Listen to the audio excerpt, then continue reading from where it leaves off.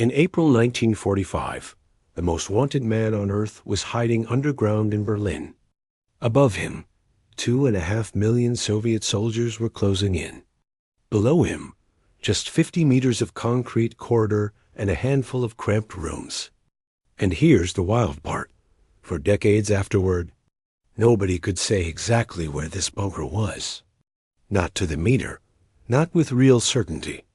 The city got bombed to rubble, rebuilt from scratch. Divided by a wall, reunited, and rebuilt again. Streets disappeared, landmarks vanished. The whole neighborhood got a makeover twice. So where exactly was it? What happened in those final hours? And why is the spot where one of the 20th century's greatest evils met its end now covered by a parking lot? And I swear, I'm not making this up. A bubble tea shop. Tonight we're tracing exactly how historians finally found the location. What happened in those rooms, and why Berlin decided to bury this piece of history rather than mark it. So if you've been listening to these for a while, go ahead and hit subscribe if you haven't already. And I'm always curious where everyone's at when they're listening. Drop your city and the time in the comments. All right, tonight we're going back to Berlin, 1945. But before we get into it, get yourself comfortable. Like properly settled. Adjust your pillows. Pull up the blanket if you need it. Because where we're going, you're going to want to be cozy. The people in this story weren't. Let me tell you about a man named Rahus Mish.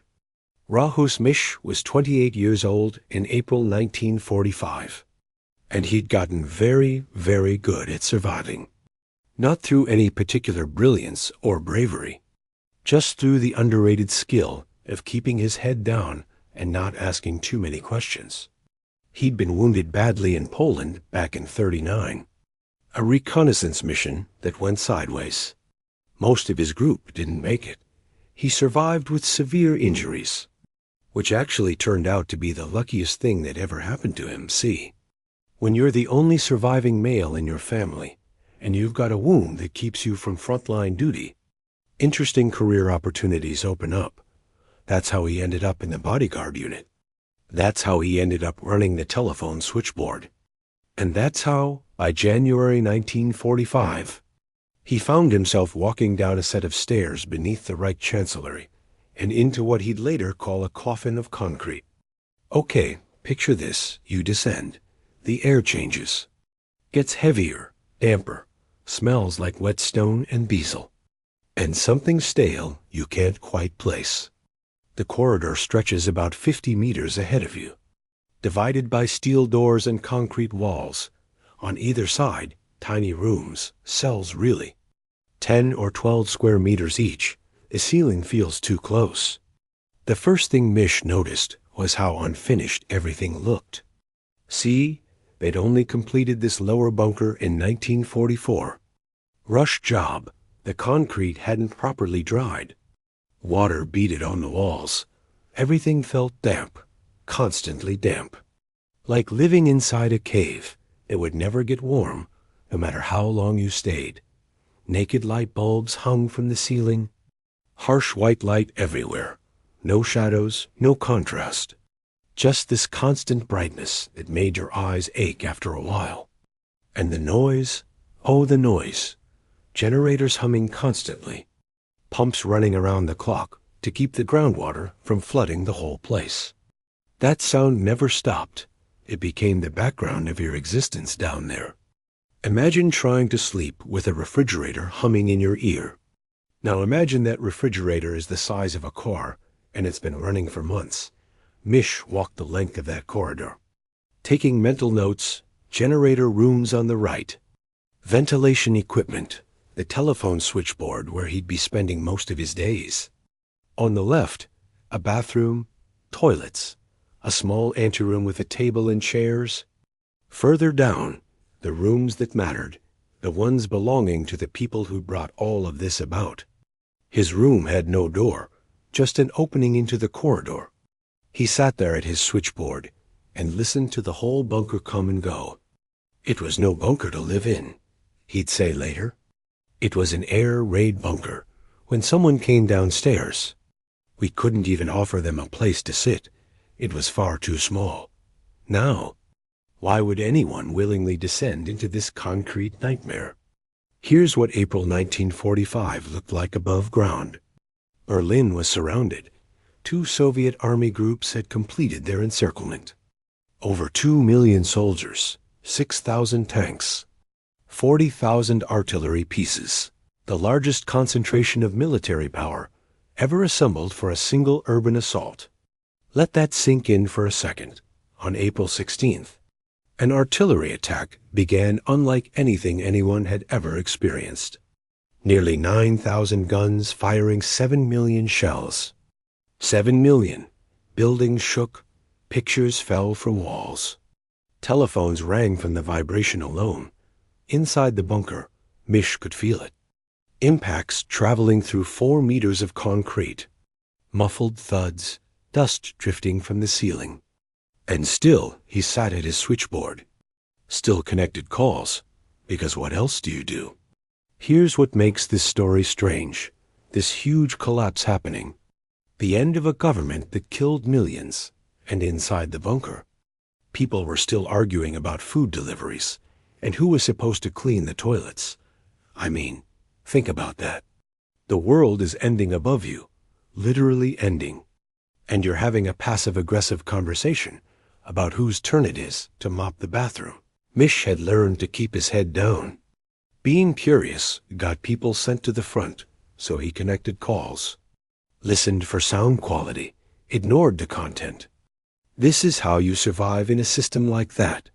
Not through heroism, through purposeful ignorance, through making yourself small and useful. But even Mish couldn't ignore what was happening by late April. The defense of Berlin fell to whoever was available. The Volkssturm, old men, young boys, people who'd never fired a rifle, handed uniforms and told to fight tanks. I want you to really picture this. Out on the streets, teenagers with anti-tank weapons were attacking Soviet armor. Kids 12, 13, 14 years old, dying in the rubble of their own city. Soviet soldiers moved house to house, blasting holes through walls, fighting through basements. When a sniper fired from a window, they leveled the building with artillery. A cellar might contain defenders. Grenades went in regardless of civilians. 2 million civilians remained in Berlin. They hid in basements, carved up dead horses for meat, hung white flags from windows, risking execution by SS patrols who were still roaming around looking for deserters. 125,000 civilians would die in the battle. Maybe more. Nobody knows. Meanwhile, underground, Mish connected telephone calls. The bunker was designed as a command center. Communications equipment, diesel generators, pumps for fresh water and to keep groundwater out, gas-proof steel doors, walls 4 meters thick, roof nearly 3 meters of concrete. Technically one of the safest places in Berlin, also miserable to exist in. The leadership rooms had been decorated with furniture saved from the chancellery above. Oil paintings, a portrait of Frederick the Great. But the rooms were 3½ meters by 32 meters. That's like a large closet. You could barely fit a bed, big furniture in tiny rooms. Like trying to make a closet feel like a palace by shoving a chandelier in there. People adapted. Morning briefings with generals bringing worse news every day. Meals in the conference room. Attempts at normality. And then there were the children. Okay, I need you to prepare yourself for this part. Joseph Goebbels, the propaganda minister, had moved his family into the upper bunker in late April. His wife Magda, their 6 children, Helga, 12, Hildegard, 11, Helmut, 9, Holdine, 8, Hedwig, 7, Heidrun. 4, 6 kids? The youngest was 4, just weeks before. They'd been at a farm outside Berlin playing with animals, running through fields, doing kid things. Now they were underground in a concrete box while Soviet artillery turned their city to dust. Mish remembered them playing in the corridor, running past his switchboard, sometimes stopping to say hello, playing with someone's dog. A nurse who worked in the bunker described them as charming and absolutely delightful. Another officer remembered them looking sad. Both descriptions probably true. Kids are resilient, kids adapt. Kids find ways to play even in the worst circumstances. And kids also know when something is terribly wrong. Even if nobody explains it to them. Imagine being 4 years old in that situation. You don't understand what's happening. You know you can't go outside anymore. You know the adults are scared, even though they try to hide it. You know the ground shakes sometimes and everyone gets quiet. You know your room is small and damp and you miss the farm, but your siblings are there. Sometimes nice people let you play with their dog. And somewhere, in a way you can't explain, but definitely feel, you know this isn't going to end well. We'll come back to those children. Their story is among the worst parts of what happened in this bunker. But we're not there yet. Now, let me tell you about finding the bunker itself. Because figuring out exactly where it was turned out surprisingly difficult. Berlin in 1945 was so damaged it hardly resembled Berlin at all. Government district buildings were rubble and smoking ruins by May. The Soviets leveled what remained. The Cold War divided the city. East Germany built apartments and parking lots on top. By the 80s, even experts disagreed about exactly where the bunker had been. Here's what we know. The upper bunker was beneath the reception hall, behind the old chancellery. The lower bunker was 8½ meters below the garden, roughly 120 meters from the newer chancellery building. But here's the thing, the reception hall, gone. The old chancellery, gone. The new chancellery, gone. The garden, gone. Streets changed. The neighborhood was rebuilt twice. Finding the exact location meant playing detective. Historians started with wartime aerial photographs from March 1945. American reconnaissance planes had photographed the government district while it was still partially standing. You can see the Air Ministry, the Chancellery, Brandenburg Gate, the Spree River, the Reichstag, but wartime aerial photos weren't taken straight down like modern satellite imagery. Aircraft flew at lower altitudes, often at slight angles. Even a fraction of a degree off could throw calculations off by hundreds of meters. So historians triangulated. They identified landmarks that still exist in the same place. A bridge over the Spree that hadn't moved. The corner of the Reichstag building still standing. A distinctively shaped building on the road leading to where the Chancellery used to be, the edge of Potsdamer Platz. If all those reference points lined up between the 1945 photo and modern satellite imagery, then the perspective was correct, then you could trust the overlay. They did line up pretty well, actually, which meant you could zoom in and see what replaced the government district. Apartment blocks, restaurants, a children's play area, and most notably, a car park. The bunker was under that car park, roughly, mostly. But roughly isn't good enough for history. Researchers looked for something in the photos extending above ground. A watchtower with a cone-shaped roof, an emergency exit into the gardens. Barely visible in the photographs, but there. By marking those points on both wartime and modern images, historians had references they could trust. They knew the distance between them. That gave them scale. A third point, the Chancellery Hall edge visible in period plans. Let them triangulate exactly. When they finally did the overlay, they discovered something interesting. The bunker was slightly further south than supposed. Not directly under the car park center.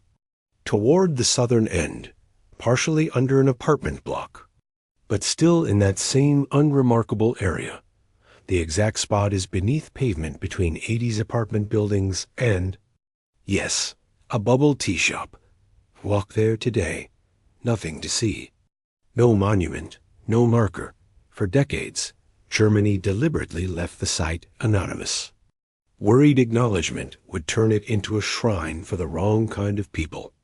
In 2006, they finally put up a small information panel on a street corner. A diagram of the bunker layout. Some basic facts in German and English.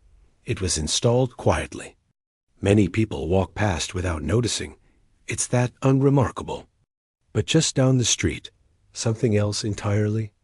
A field of 2,711 concrete blocks. Different heights, some barely rising above the ground. Others towering over your head, arranged in rows on rolling ground that slopes and dips as you walk. The Memorial to the Murdered Jews of Europe. Opened in 2005, 60 years after the war. The ceremony took place in a tent just meters from where the bunker had been. Holocaust survivors spoke. Hebrew songs were sung. Government officials sat in the audience. The memorial covers nearly 5 acres. You walk between concrete blocks on narrow paths that slope and dip unexpectedly. It's designed to make you feel disoriented, lost, uncomfortable. The designers wanted that. They wanted you to feel something of what it meant to be caught up in something too big to understand. Beneath it, an information center with approximately 3 million names. This location was chosen deliberately. This was the heart of the Nazi government district, where the orders came from, where the management of genocide was coordinated. The buildings are gone now. In their place, a memorial to the victims. And just a block away, unmarked except for one small sign. The bunker where the man who ordered it all spent his final days. There's something fitting about that contrast. The grand monument to victims, the anonymous parking lot for perpetrators. But we're getting ahead of ourselves. It's still April 1945. The bunker is still occupied. Mish is at his switchboard. Children play in the corridor. Guns fire above. None of them know how this ends. Well, some knew. Some had already decided. But we'll get to that.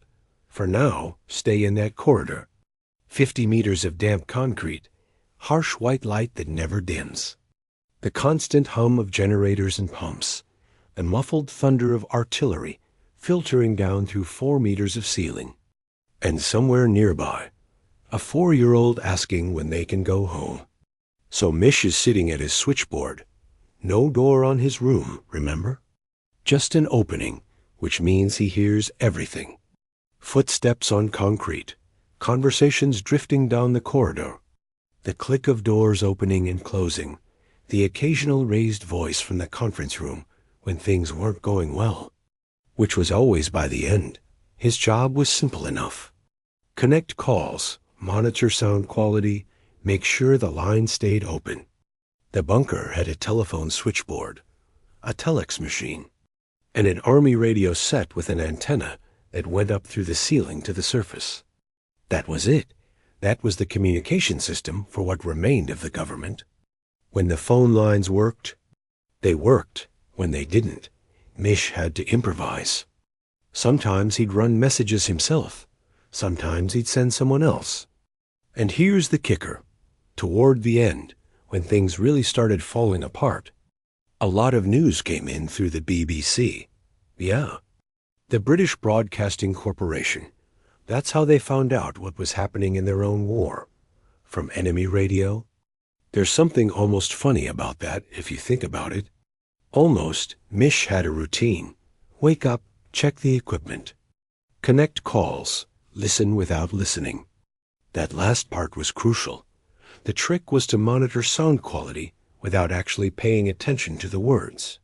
You learned to hear static, hear distortion, hear when a line was going bad, all without processing what people were actually saying. This wasn't just professional discipline. This was survival. The wrong piece of information overheard. The wrong expression on your face at the wrong moment. And suddenly, you're packing a rifle and heading east to meet the Soviet advance. Mish had seen it happen to others. Guys who asked one question too many. Guys who looked concerned when they should have looked neutral. So he sat, he connected, he didn't think. But the bunker had a way of getting to you regardless. Here's what living underground does to a person. First, you lose track of time. There's no daylight, no sunrise, no sunset. The lights are always on. That same harsh white glow 24 hours a day. You sleep when you can. You eat when food appears. Days blur into each other. Second, the air. The ventilation system worked, technically. Fans pushed air through the complex. Cycled it, tried to keep things breathable, but 50 meters underground, behind gas-proof doors in a space never designed for long-term living, the air gets thick, stale. You can taste it after a while, like breathing through a damp cloth. Third, the walls close in. Not literally, but psychologically. Your world shrinks to the corridor. Your switchboard, the anteroom where people wait. The conference room where the maps are. That's it. That's your entire existence. The same faces, the same concrete, the same hum of machinery day after day after day. It's like the world's worst submarine vacation. Except the submarine is made of concrete, and there's no ocean view, and you might die at any moment. Mish later described his first tour of the bunker as a relief to leave. He stepped out into the garden through the emergency exit and felt something loosen in his chest. Fresh air, natural light, even though the city was being bombed. Even though the world outside was falling apart. Just being above ground felt like freedom. Then he went back down because that was the job. Because there wasn't really anywhere else to go. Let me walk you through what he saw in those corridors. Picture this with me. Coming down the stairs from the upper bunker. You pass through a steel door, heavy, gas-proof. A guard posted there around the clock. You're now in the lower level, the newer section. About 8 meters below ground, ahead of you. The corridor stretches maybe 50 meters. It's not wide. 2 people can pass each other, but barely. The ceiling is low enough that tall men duck instinctively, even though they don't actually need to. On your right, immediately, the machinery room. A technician named Henschel worked in there. Diesel generator, water pumps, the lungs of the whole operation. The noise from that room was constant, a low throb that vibrated through the walls. Imagine trying to sleep next to a running truck engine forever. Opposite that, the so-called red rooms, bathroom, toilets, the sort of basic facilities you'd expect in a bomb shelter. Not a residence, but this was a residence now. Had been for months, further down on the right. Mish's station, the telephone switchboard. His chair, his equipment, his window onto everything happening below. No door, remember, just an opening. He could see everyone who walked past. And everyone who walked past could see him. Past that, an anteroom, table, 4 chairs. This was where people waited for meetings, where staff took their meals sometimes, where you might catch a few minutes of conversation before being called somewhere else. Then the rooms that mattered, on the left side, a small lobby leading to several connected spaces. A dressing room that was intended for one person, but was now occupied by someone else entirely. A study with a desk and a portrait on the wall, a bedroom barely big enough for the bed, a sitting room with a sofa and 3 chairs crammed together so tightly you could barely move between them. 3½ meters by 32 meters. That's the study. That's the living room. That's smaller than most people's bathrooms. Across from those, the conference room, the map room, where military briefings happened, where generals came with news that got worse every day, where plans were made that would never be carried out because there weren't enough men, enough tanks, enough ammunition, enough anything. At the far end, another wall, another heavy door, an emergency exit leading up to the garden of what used to be the Reich Chancellery. By April, that garden was cratered and shattered, but it was still technically outside. That's the whole space, maybe 50 meters of corridor. Maybe 30 rooms total between both levels. And by the end, several dozen people were living down there. Living? No, existing. There's a difference. The people in that bunker sorted into categories the way people do when they're crammed together under pressure. There were the true believers, the ones who stayed because they genuinely thought this was where they needed to be. The inner circle, the faithful.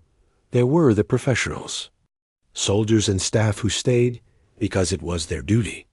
Their job, they'd been assigned here, and that was that. Mish was one of these. He didn't stay out of conviction.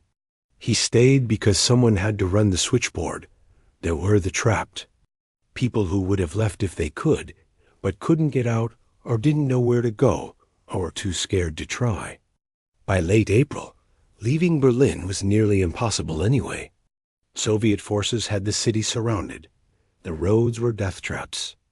And there were the children. We talked about them before. 6 kids living in the upper bunker with their parents. Playing in corridors not designed for play. Sleeping in rooms not designed for children. Eating food meant for soldiers. Hearing conversations meant for adults. The nurses and staff tried to shield them from the worst of it. Gave them things to do. Let them play with the dog. Pretended things were normal. But kids aren't stupid. They pick up on things. They feel the tension. They notice when adults stop making eye contact. Mish remembered them running past his station, laughing sometimes, playing some game he didn't understand. He remembered thinking how strange it was. All this collapse happening, this historical disaster unfolding. And here were children playing tag in a concrete bunker while artillery shook the ceiling. What else were they supposed to do? Food in the bunker was whatever could be scraped together. There was a kitchen in the upper level, a cook who prepared meals, a wine cellar that had been stocked before things got bad. In the early days, it wasn't so different from eating anywhere else. Rationed, sure, but manageable. By late April, things got tighter. The supply lines were cut. Getting anything into the bunker meant getting it through Soviet lines or scavenging from the ruins above. Meals got simpler. Bread, whatever canned goods remained. The wine cellar got emptier. Nobody starved. That wasn't the issue. The issue was the sameness of it. The same food in the same room with the same people day after day while the world outside burned. Sleep came in shifts when it came at all. Mish had a cot somewhere, I think. But he spent most of his time at the switchboard. You learn to doze sitting up. You learned to snap awake at the sound of an incoming call. You learned that real sleep, deep sleep, wasn't really possible down there. Part of it was the noise. Generators. Pumps. Distant explosions filtering down through meters of concrete. Part of it was the anxiety. The constant awareness that Soviet troops were getting closer. Block by block, building by building, that any day could be the last. And part of it was just the wrongness of the place. Humans aren't meant to live underground. We need sky. We need the rhythm of day and night. Take that away, even for a few weeks, and something inside starts to fray. Mish noticed it in himself, a kind of flatness, a disconnection from what he was seeing and hearing. Later, he'd describe it as operating on autopilot, doing the job because the job needed doing, not because he felt anything about it. That's probably what saved him, in a way. That emotional distance. It let him function when functioning was required. It let him survive what was coming. The generals came and went. That was one of the strange things about those final weeks. The bunker was isolated, cut off 50 meters underground. And yet people kept arriving. Officers from the front, commanders from other sectors, people with reports, with requests, with questions that couldn't be answered. They came down the stairs looking haggard, uniforms dirty, eyes hollow. They'd fought through streets where every building might hide an attack. They'd seen their units destroyed. They'd watched soldiers half their age die for objectives that no longer mattered.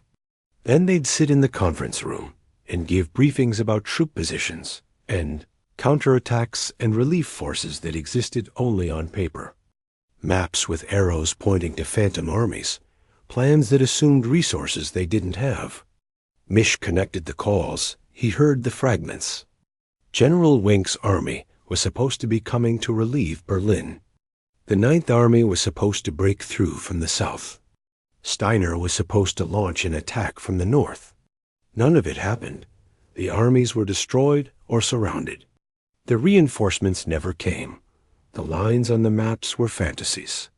But the briefings continued. Every day, same room, same maps, same voices getting more desperate, same conversations Mish tried not to hear. On April 22nd, something changed. Soviet artillery had been getting closer for days. You could feel it in the bunker. The impacts were no longer muffled distant thuds. They were sharper, closer, the kind of impacts that made dust drift from ceiling scenes. That day, during a briefing, word came that 2 Soviet army groups had completed their encirclement of Berlin. The city was cut off. No one was getting in or out. The reaction, according to several accounts, was not calm. In that conference room, surrounded by maps showing positions that no longer existed, surrounded by generals who had no options left, something broke. A decision was made, or maybe just acknowledged. The war was over. Berlin would fall. There would be no miracle. That's it, someone said. According to later testimony, the war is lost. Everybody can go, except going wasn't really an option anymore. Not for most of them. The roads out of Berlin ran through Soviet lines. The airfield at Tempelhof was under artillery fire. A few planes got out in those final days, carrying whoever could get a seat. Most couldn't.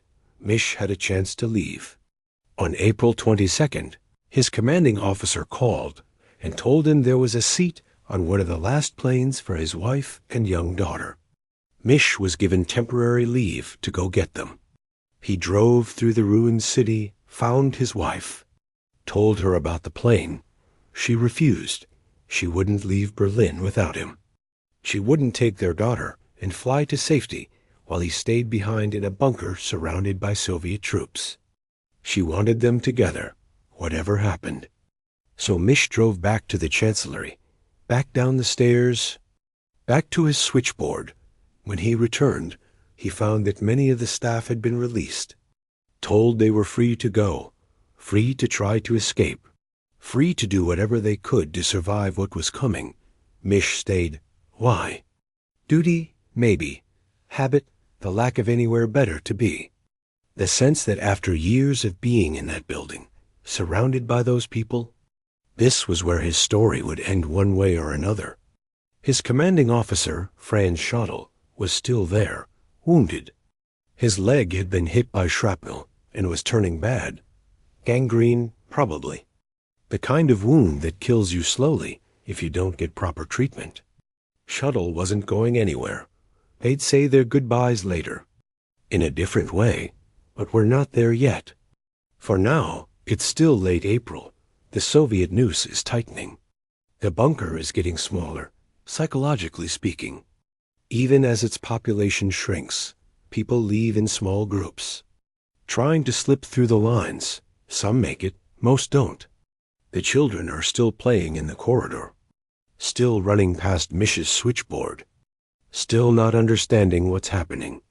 Or maybe understanding more than anyone gives them credit for. The generator still hums. The pumps still run. The phones still ring, connecting calls that matter less and less with each passing hour. And somewhere in those cramped rooms at the end of the corridor, decisions are being made, not about saving the city, not about winning the war, about something else entirely, about how this ends.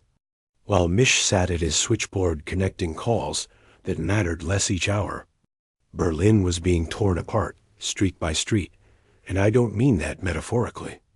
You have to understand what this looked like from above, not from the bunker, from ground level, from the perspective of the 2 million people still living in the city who had nowhere to go and no way to get there. By late April, Berlin didn't look like Berlin anymore. Whole neighborhoods had been reduced to brick and rubble by years of Allied bombing. Streets were cratered, water mains burst, gas lines leaked, electrical wires hung loose from shattered poles. And now, on top of all that, artillery. Soviet guns were positioned in a ring around the city, close enough to hit anything they wanted. When an attack began, you didn't hear individual shells. You heard a continuous roar, like thunder that never stopped. Buildings collapsed, not from direct hits, but from the sheer force of near misses.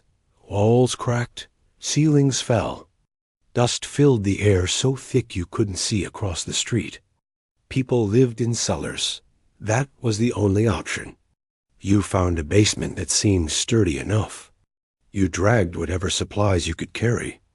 And you waited for the shelling to pause. Waited for word that it was safe to come up. Waited for the end, whatever that meant. The city had run out of almost everything. Food was whatever you could find in the wreckage. Water came from burst pipes if you were lucky, from rain if you weren't. Electricity was gone in most districts. Gas was gone. The infrastructure that makes a city function had simply stopped. And yet people survived. That's the strange thing about disasters. People adapt. They figure things out. They find water. They find food. They help each other or they don't.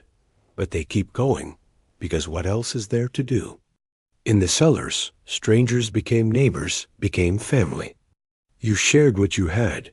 You watched each other's children. You took turns keeping lookout, listening for the sounds that meant fighting was getting closer. Old women who'd lived through one world war were now living through the end of another. They knew what to do, how to ration, how to stay calm when the walls shook. Some cellars had dozens of people crammed together, families who'd never met, now pressed against each other in the dark, breathing the same stale air, flinching at the same explosions. You learned things about strangers you'd never wanted to know. Who panicked, who stayed calm, who shared, and who hoarded. The children were the hardest part for most people. Trying to explain to a 6-year-old why they couldn't go outside, why the noise never stopped, why mommy was crying. Some parents made up games. Some just held their children and waited. A few cellars had radios that still worked. People would gather around, trying to make sense of the broadcasts.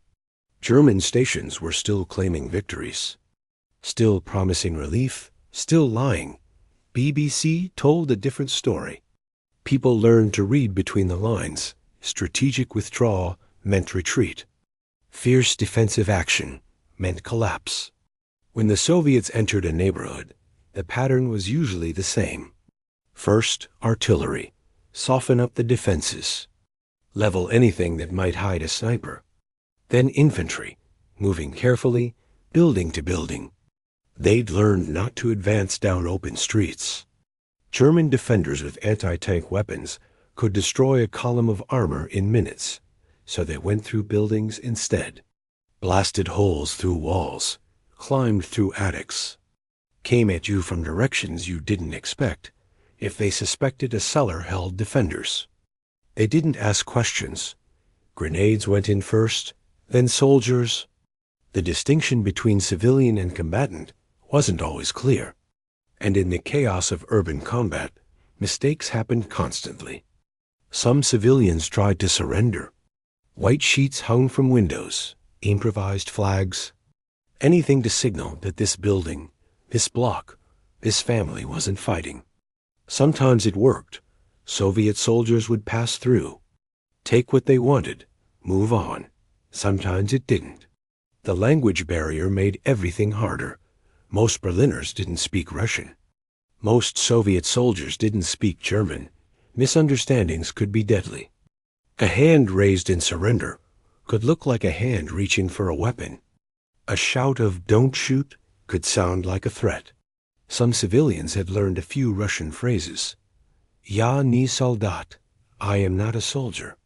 Please, words that might buy you a few seconds. might make a soldier hesitate long enough to see you weren't a threat. Others had hidden valuables to hand over quickly. Watches especially. Soviet soldiers wanted watches. It became almost a joke later, though it wasn't funny at the time. Uri, watch. Watch. Give them a watch, and maybe they'd move on. Maybe the SS patrols made surrender dangerous. They were still roaming the streets, looking for deserters, looking for anyone who'd given up. A white flag could get you shot by your own side before the Soviets even arrived. Men were hanged from lampposts with signs around their necks, calling them cowards and traitors. So people hid, kept their heads down, waited in the dark, and hoped the fighting would pass them by. One woman who survived later described the sound as being inside a drum that someone was beating with hammers. Constant, overwhelming. You couldn't think. You couldn't plan. You just crouched in the dark and covered your ears and waited for it to stop. And when it did stop, even for a few minutes, the silence was almost worse, because silence meant something was about to happen. The German defense of Berlin was basically whoever was available. Regular army units, sure, but most of those had been destroyed or were trapped outside the city. What remained in Berlin was a mix of rear area troops, police units, and the Volkssturm, people's militia. Basically, every male between 16 and 60 who could hold a weapon. Old men who'd served in the First War, now handed rifles and told to defend their neighborhood. Boys who should have been in school, given uniforms and pointed toward the enemy. They had almost no training, limited ammunition, weapons that were often outdated or barely functional. And they were expected to stop 2.5 million Soviet soldiers with 6,000 tanks. Let that sink in for a second. 2.5 million, 6,000 tanks, with old men and teenagers. Some of them fought anyway. That's the thing. Some of them actually fought, not because they believed in the regime necessarily, but because this was their home, their street, their family hiding in the cellar. What else were they going to do? Others threw away their weapons and tried to disappear, changed clothes, hid their uniforms, hoped nobody would ask questions. The youngest defenders were barely teenagers, boys from the youth organizations, handed Panzerfaust anti-tank weapons and positioned at intersections. A Panzerfaust was simple to operate. Point, fire. The rocket could destroy a tank if you hit it right. The problem was getting close enough. Soviet tank crews weren't stupid. They knew about the kids with rockets. They sprayed machine gun fire at every window, every doorway, every pile of rubble that might hide an attack. Some of those boys became genuine threats. They'd wait in the ruins, let a tank pass, then hit it from behind where the armor was thinner. Soviet commanders later admitted losing hundreds of vehicles to these attacks. Most of those boys died. They'd fire one shot, maybe two, and then the return fire would find them, or they'd miss, and there wouldn't be time to reload before the machine guns cut them down. 12 years old, 13, 14, dying in the rubble of a city that was already lost for a cause that had already failed, because someone had handed them a weapon and told them this was their duty. Meanwhile, in the bunker, the map showed phantom armies coming to the rescue. The disconnect between what was happening above ground and what was being discussed below was almost complete. Down there, they talked about counteroffensives and relief forces and breaking the encirclement. Up here, children were dying in the streets. Two different realities, separated by 50 feet of concrete. The Soviet advance wasn't just military, it was personal. These soldiers had marched from Stalingrad, from Kursk, from 1,000 villages that had been burned, populations murdered, families destroyed. They'd seen what German forces had done in the Soviet Union. They'd buried their friends, their brothers, their families. Now they were in Berlin, in the capital of the country that had invaded them, in the city where all those orders had originated. Some of them wanted revenge. That's the honest truth of it. After everything they'd seen, everything they'd lost. Some of them wanted the Germans to suffer the way their people had suffered. What happened in Berlin during those final days wasn't clean. It wasn't just military victory. There were atrocities, civilians targeted, women brutalized, property looted. The discipline that armies tried to maintain broke down in places. Not everywhere, not by everyone. Some Soviet soldiers shared their rations with German children. Some protected civilians from their own comrades. But enough horror happened that the memory of it shaped Berlin for generations. None of this reached the bunker, really. Misch heard fragments through phone calls. Officers arriving from the surface would bring reports. But the full picture, the scale of what was happening in the streets above, wasn't clear to anyone underground. They knew the city was falling. They knew the end was coming. But the specific human cost, the bodies in the rubble, the families in the cellars, the children with rockets dying at intersections, that was abstract. Numbers, positions on maps. Maybe that's how it had to be. Maybe you can't make decisions, even terrible decisions. If you're thinking about individual human beings, you have to think in terms of units and sectors and objectives. You have to abstract the suffering away, or maybe that's just what people tell themselves afterward. The Reichstag became a symbol. It was just a building, a large ornate structure that had once housed the German parliament. Damaged by fire back in '33, never properly restored. Wasn't really used for anything important anymore, but it was recognizable, famous. The kind of building that looks important in photographs. Soviet commanders wanted it captured. They wanted the flag raised on the roof. They wanted that image broadcast around the world. The red flag over the Reichstag, victory. The fighting for that building was brutal. Room by room, floor by floor. German defenders held out longer than anyone expected. Not because the building mattered strategically, but because they had nowhere else to go. On April 30th, Soviet soldiers finally reached the roof. They raised a flag. Someone took a photograph. That image became one of the most famous of the war. The fighting wasn't actually over yet. Pockets of resistance held out for days, but the symbolism was clear. Berlin had fallen. The war was ending. Down in the bunker, they knew about the Reichstag.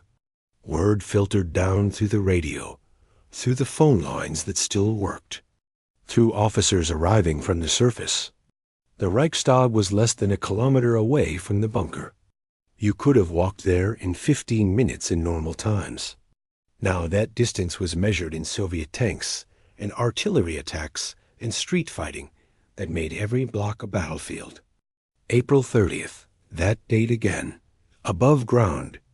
The flag going up on the Reichstag, Soviet soldiers flooding into the government district. The last organized resistance collapsing. Below ground, something else entirely. But we'll get to that. For now, stay with the city. Stay with Berlin in its final hours as a battleground. The strange thing about the end was how quiet it got in some places. Once the fighting passed through a neighborhood, once the defenders were dead or captured or fled, there was this silence. No more artillery, no more gunfire. Just the crackle of fires burning and the distant sounds of combat somewhere else. People emerged from their cellars, blinking in the daylight, not sure what to expect.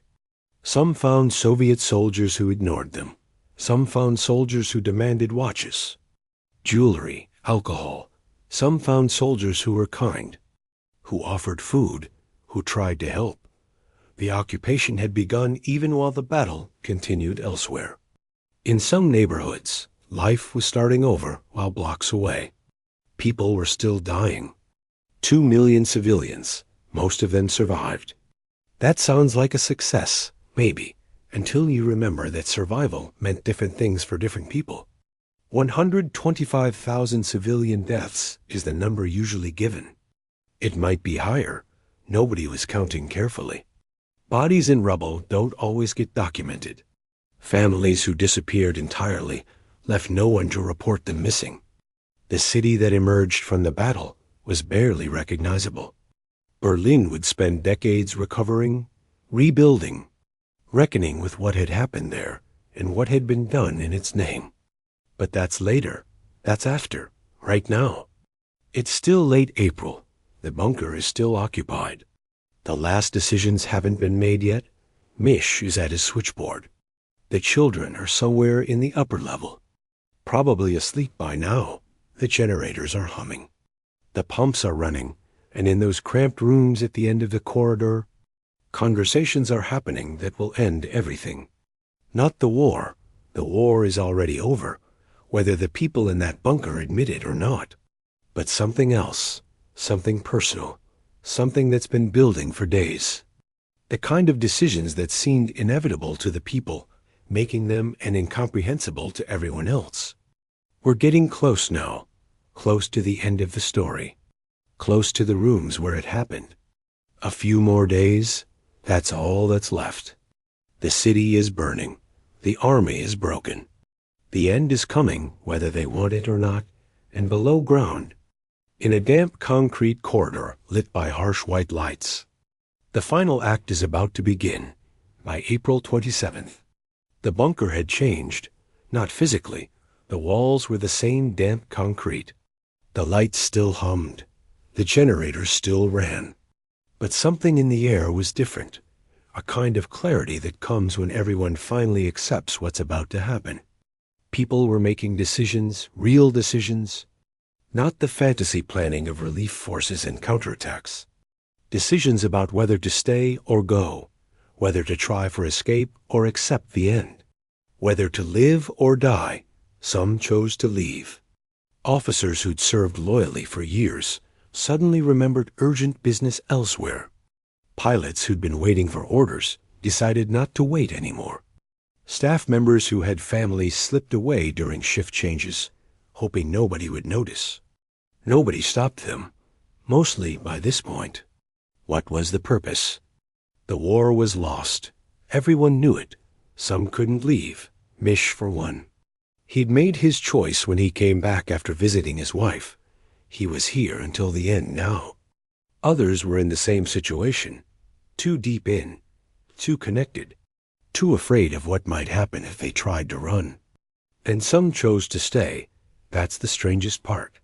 Given every opportunity to escape, some people decided this was where they wanted to be. Eva Braun was one of them. She had arrived in Berlin weeks earlier. Against direct orders to stay in Munich where it was safer, she knew what was happening. She knew how this would end. She came anyway. Why? That's a question historians have argued about for decades. Love, loyalty, a death wish. Some combination of all three. Here's what we know. Eva had been with Hitler for over 12 years, mostly in secret. She wasn't his wife. She wasn't officially anything. At public events, she was introduced as a secretary, or simply not introduced at all. She lived in the shadows of his life, present but unacknowledged. She was 33 years old, blonde, pretty in a conventional way, not particularly political, by all accounts. She liked fashion and photography, and swimming and movies, normal things. The kind of interests you'd expect from someone who grew up middle class in Munich. How she ended up with the most powerful and most destructive man in Europe is its own strange story. She'd met him when she was 17, working in a photographer's studio. He was already famous, already dangerous, already surrounded by people who wanted things from him. She was 17. That's worth pausing on. 17. She tried to kill herself twice in the early years.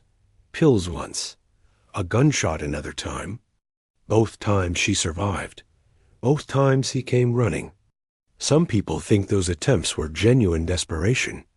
Others think they were calculated moves to secure his attention. Maybe both. Human motivations are rarely simple. By 1945, she was no longer the naive teenager from the Photoshop.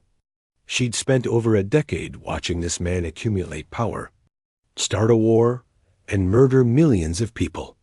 She knew exactly who he was and what he'd done, and she chose to come to Berlin to die with him. That choice tells you something, though I'm not sure what. Loyalty taken to its absolute extreme.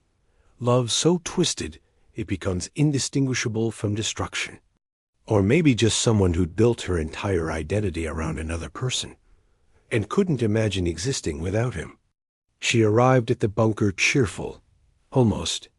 That's what witnesses remembered, while everyone else walked around in a daze of fear and exhaustion. Eva was calm, composed. She'd made her peace with what was coming. In some ways, she was the most settled person there. The children liked her, the Goebbels children, I mean. The 6 of them trapped in this concrete maze with their parents.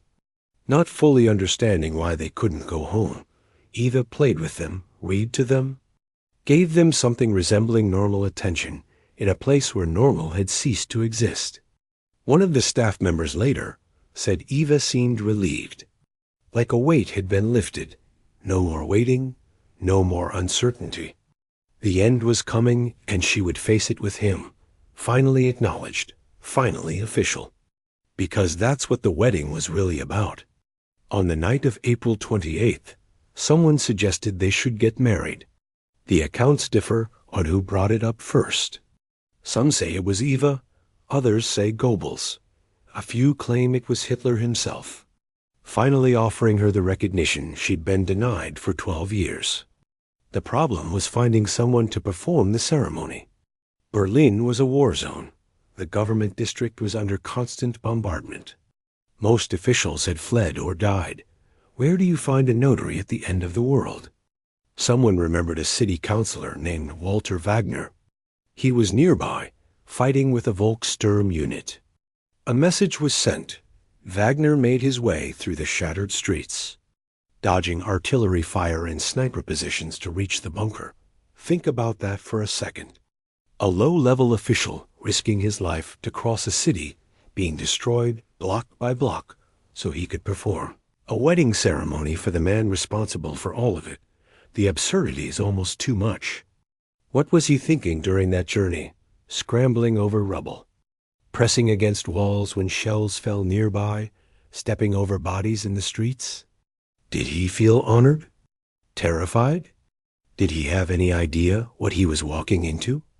Wagner arrived sometime around midnight, still wearing his Volkssturm uniform. Filthy and exhausted, dust in his hair, blood on his sleeves, though whether it was his own or someone else's.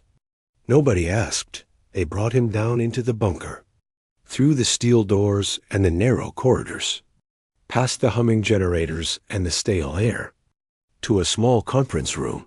He must have been shocked by what he found. The most powerful man in Germany, or what used to be Germany, hunched and trembling in a concrete box. The woman beside him, calm and beautiful, dressed as if for a dinner party, the whole scene like something from a fever dream. The ceremony was brief. It had to be. The legal requirements were read. Both parties confirmed they were of pure Aryan blood and had no hereditary diseases. The standard questions for a German marriage at the time. Made grotesque by the context, Eva signed the marriage certificate. She started to write her maiden name. Brown, force of habit, maybe, or nervousness. She caught herself after the first letter, crossed it out, wrote Hitler instead, Eva Hitler. After 12 years, she finally had the name. She'd be dead within 40 hours. The witnesses were Goebbels and Martin Bormann. Both would also be dead within days. The notary, Wagner, went back out into the fighting after the ceremony. He was killed shortly after. Of everyone in that room during the wedding, none would survive the week. None. They had a small reception afterward. Champagne, somehow. In a bunker running low on everything else, someone had kept champagne. A few members of the inner circle gathered. Toasts were made. Congratulations offered. The whole thing had the surreal quality of a party at the end of time. Hitler left early.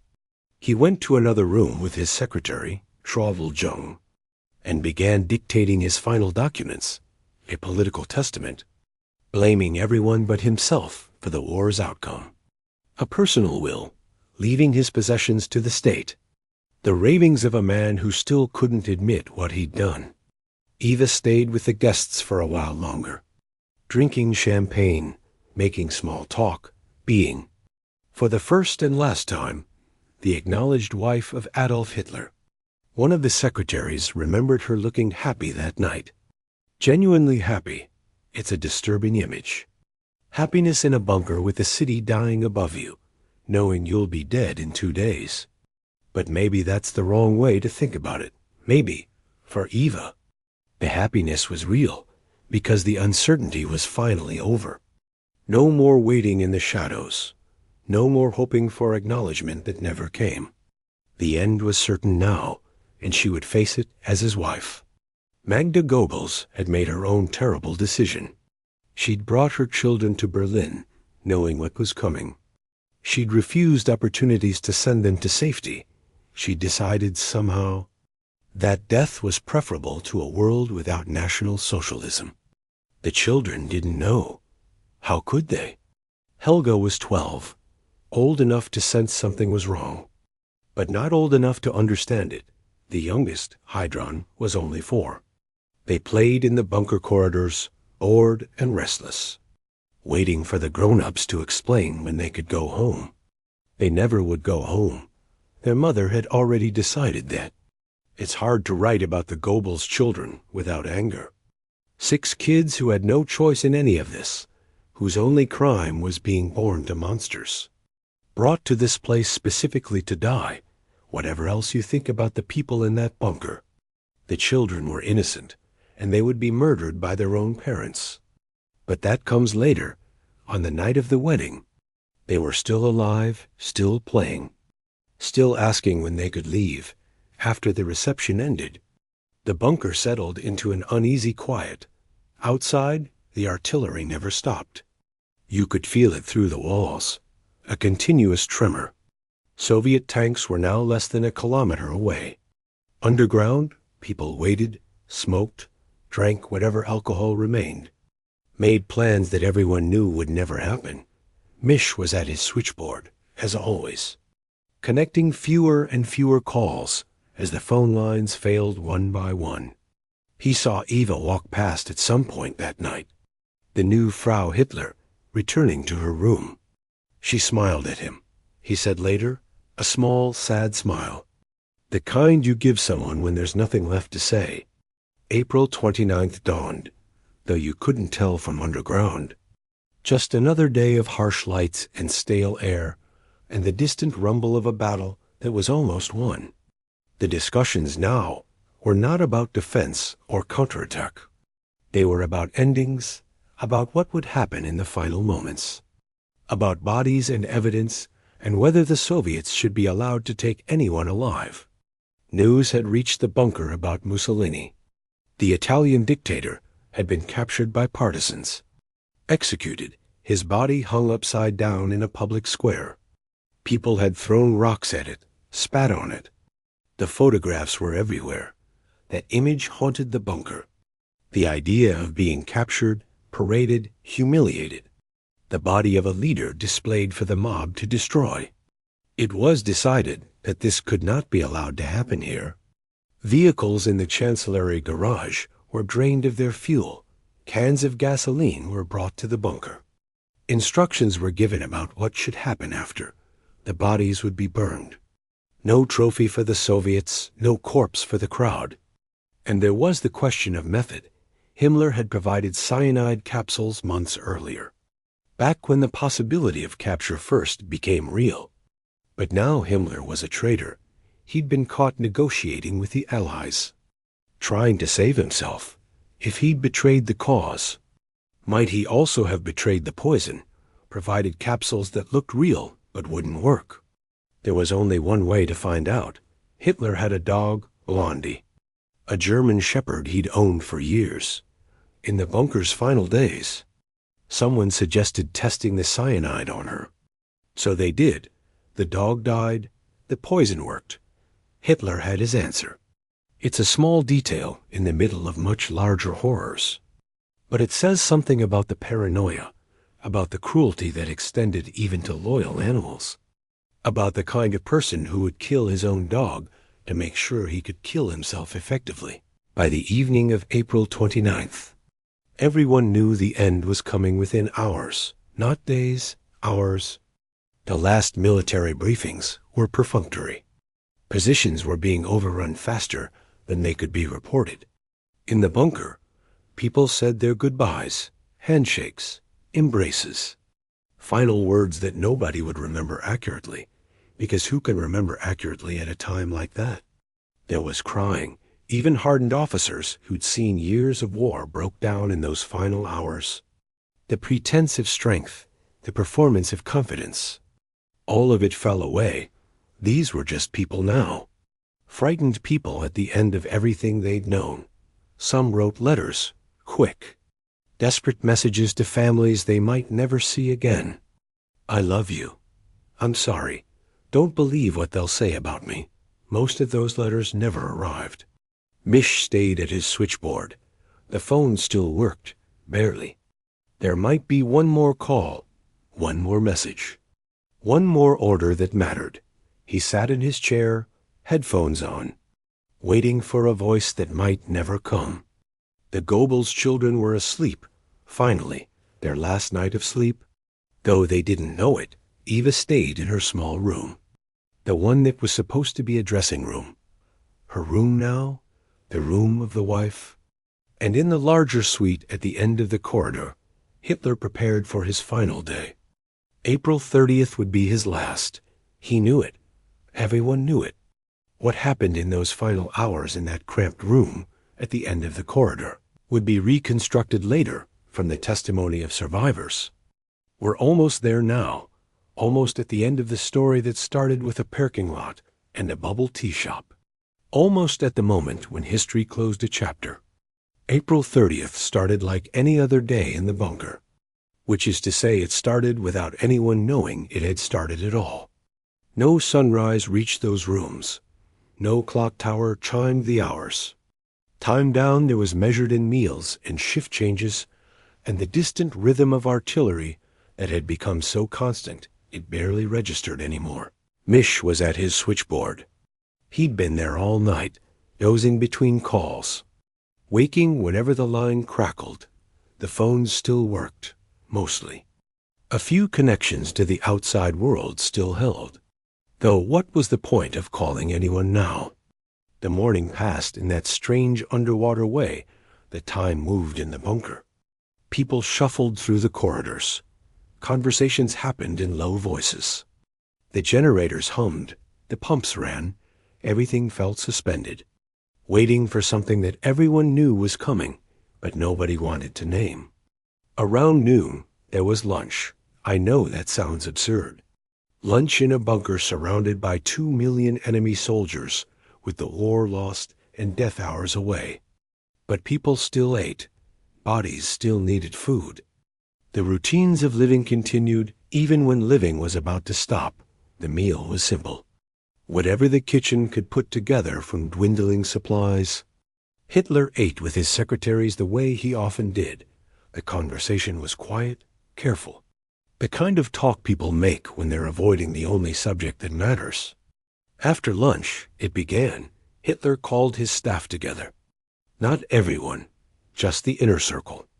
The people who'd been with him longest, the ones who were still there. He walked down the corridor, shaking hands, saying something to each person. The accounts differ on what exactly he said. Thank you, maybe. Or goodbye, or nothing at all. Just a look, a nod. The kind of acknowledgement that doesn't need words. Eva was with him, calm as always.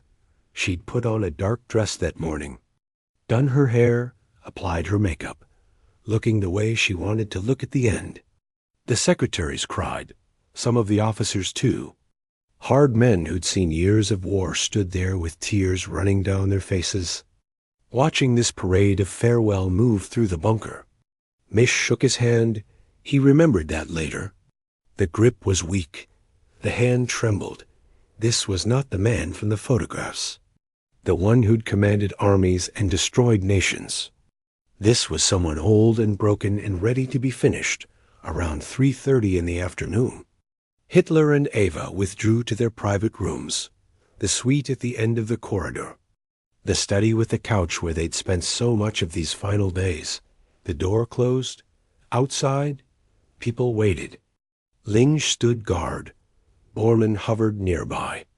Others found reasons to be in that part of the corridor, not wanting to miss whatever was about to happen. Nobody talked. What was there to say? Minutes passed, maybe 10, maybe 15. Time stretched in that corridor, the way it does when you're dreading something. Then a sound, a single gunshot, muffled by the thick walls and the heavy door, but unmistakable. Everyone in the corridor froze, looked at each other, waited. More minutes passed. Nobody wanted to be the one to open that door. Nobody wanted to see what was on the other side. Finally, Linge stepped forward. Bormann with him. They opened the door. The smell hit them first. Gunpowder and something else. Almonds. The bitter almond smell of cyanide. Eva was on the couch. Her legs were drawn up beneath her. Her lips had turned purple, almost blue, from the poison. She looked peaceful somehow, like she'd simply fallen asleep and hadn't woken up. Hitler was beside her, slumped forward, blood on his temple, the Walther pistol on the floor where it had fallen. It was done, what Linge and Bormann felt in that moment. Standing in the doorway, looking at those two bodies, is impossible to know. Relief, maybe, or horror. Or just the numb shock of seeing something you'd been dreading finally happen. They had work to do. The instructions had been clear. The bodies were to be burned. No trophy for the Soviets. No corpse for the crowds to destroy. Whatever was left of Adolf Hitler would be destroyed, turned to ash, scattered to the wind. Linge found blankets. He spread them on the floor, lifted the bodies one at a time, wrapped them carefully. There was tenderness in the act, strange as that sounds. These were still human remains, whatever these people had done in life. In death, they were just bodies that needed to be handled. Eva was carried out first. Bormann picked her up. She weighed almost nothing. People said later, a small woman, thin, easy to carry. He started down the corridor toward the emergency exit, but then someone else stepped in. Erich Kempka, Hitler's chauffeur. He'd known Eva for years. He'd also known how much she'd hated Bormann, the scheming, the backstabbing, the way Bormann had always tried to control access to Hitler. Eva had despised him. Kempka took the body from Bormann's arms. If anyone was going to carry her to the grave, it wouldn't be the man she'd loathed. They continued through the bunker, past Mish at his switchboard, past the steel doors and the machinery room, past all the cramped spaces where people had lived and waited and hoped for miracles that never came. The emergency exit led up to the Reich Chancellery garden, a concrete stairway, steep and narrow, opening onto what had once been manicured grounds and was now a moonscape of shell craters and rubble. Outside, the world was chaos.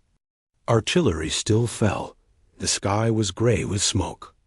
The Reichstag, less than a kilometer away, was being stormed by Soviet troops at that very moment. You could hear the gunfire if you listened. They found a shell crater, a depression in the churned earth, right near the bunker exit. Good enough. Kempka laid Eva's body in the hole, gently, the way you'd lay down something precious. Then Hitler, Linge had taken one end. 2 officers from the bodyguard, the other. They carried him out, wrapped in a gray army blanket, face covered. Just another body among the thousands that littered Berlin that day. They placed him next to Eva, husband and wife. Together in a hole in the ground, the gasoline was ready. Cans that had been drained from vehicles in the garage. Carried up for exactly this purpose, they poured it over the bodies. Soaked the blankets, soaked the clothes, the smell of petrol mixed with cordite and smoke from the burning city. Now they needed fire. The wind was fierce. That was the problem. Updrafts from the fires burning all over Berlin, swirling through the garden, making it impossible to light a match. Every flame they tried blew out before it could catch. Linge went back inside, found some paper, twisted it into a torch, brought it back up. Ormond took the torch, lit it somehow in that howling wind, and threw it onto the gasoline-soaked bodies. The fire caught immediately, a whoosh of flame that made everyone step back. The blankets burning, the clothes burning, the hair and skin and everything else burning, orange and yellow against the gray sky. Black smoke rising to join the smoke already hanging over the city. They stood at the bunker entrance and watched, 6 or 7 men, maybe more, watching the fire consume what remained of Adolf Hitler and Eva Braun. Nobody spoke. What would be the point? The roar of the flames mixed with the distant thunder of artillery. Soviet shells still falling somewhere nearby. The war going on even as this private funeral burned itself out. Someone raised an arm. A final salute. The others followed. One last gesture of loyalty or habit, or whatever you want to call it. Standing in a cratered garden with Soviet shells falling around them. Saluting a burning corpse. Then they went back inside. The fire burned for hours. Nobody tended it carefully. There was no need.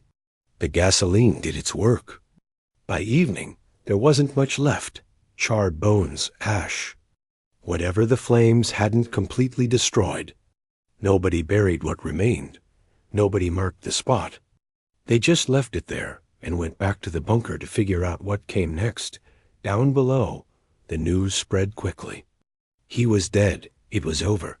Mish heard it at his switchboard. Saw people walking past with dazed expressions. Some crying, some eerily calm. The man they'd served feared. Obeyed without question was gone, burned to nothing in a hole above their heads. But something had shifted. You could feel it in the air. The tension that had held the bunker together. The fear and loyalty and strange devotion that had kept people at their posts. All of it was dissolving. People moved differently now, spoke differently, looked at each other with eyes that were calculating escape routes instead of waiting for orders. Some people felt relief. They admitted it later, years afterward. The spell was broken. The hold he'd had over them, the strange power that had kept them loyal even as everything collapsed, was gone. They could think clearly for the first time in years. And what they thought was, I need to get out of here. Escape plans formed. People gathered in small groups, whispering about routes through the city, about where the Soviet lines might be thinnest. Most wouldn't make it.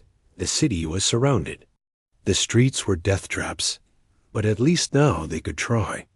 At least now there was nobody ordering them to stay. Others stayed, too tired to run, too afraid of what waited outside, too loyal, even now, to abandon the bunker. The Goebbels family stayed. That night, while escape groups formed and dispersed into the burning city, Joseph and Magda Goebbels sat with their children in the upper bunker. All 6 of them, Helga, Hildegard, Helmut, Holdine, Hedwig, Heidrun, age 12 down to 4. The children didn't know what was happening. How could they? They'd been told they were safe here. They'd been told everything would be fine. They trusted their parents the way children trust parents, completely and without question. Magda had made her decision days ago. She'd written letters explaining it. Her children could not live in a world without National Socialism. They could not grow up in the ruins of everything she believed in. Better for them to die here with her than face what was coming. It's hard to write about this. Hard to find words that don't either minimize or sensationalize what happened. 6 children who had done nothing wrong, who had no choice in any of this, who were murdered by the people who should have protected them. On May 1st, Magda gave them something to help them sleep. a sedative in their evening drink. One by one, they drifted off. Peaceful, trusting. Then she went to each bed, placed a cyanide capsule in each mouth, crushed it between their teeth. They died without waking, without knowing, without any chance to understand what was happening, or why Helga, 12 years old, Hildegard, 11, Helmut, 9, Holdine, 8, Hedwig, 7, Heidrun, 4, Magda and Joseph went to the garden afterward. The same garden where Hitler and Eva had burned the day before. Goebbels shot Magda first, then himself. Their bodies were burned too, though not as thoroughly.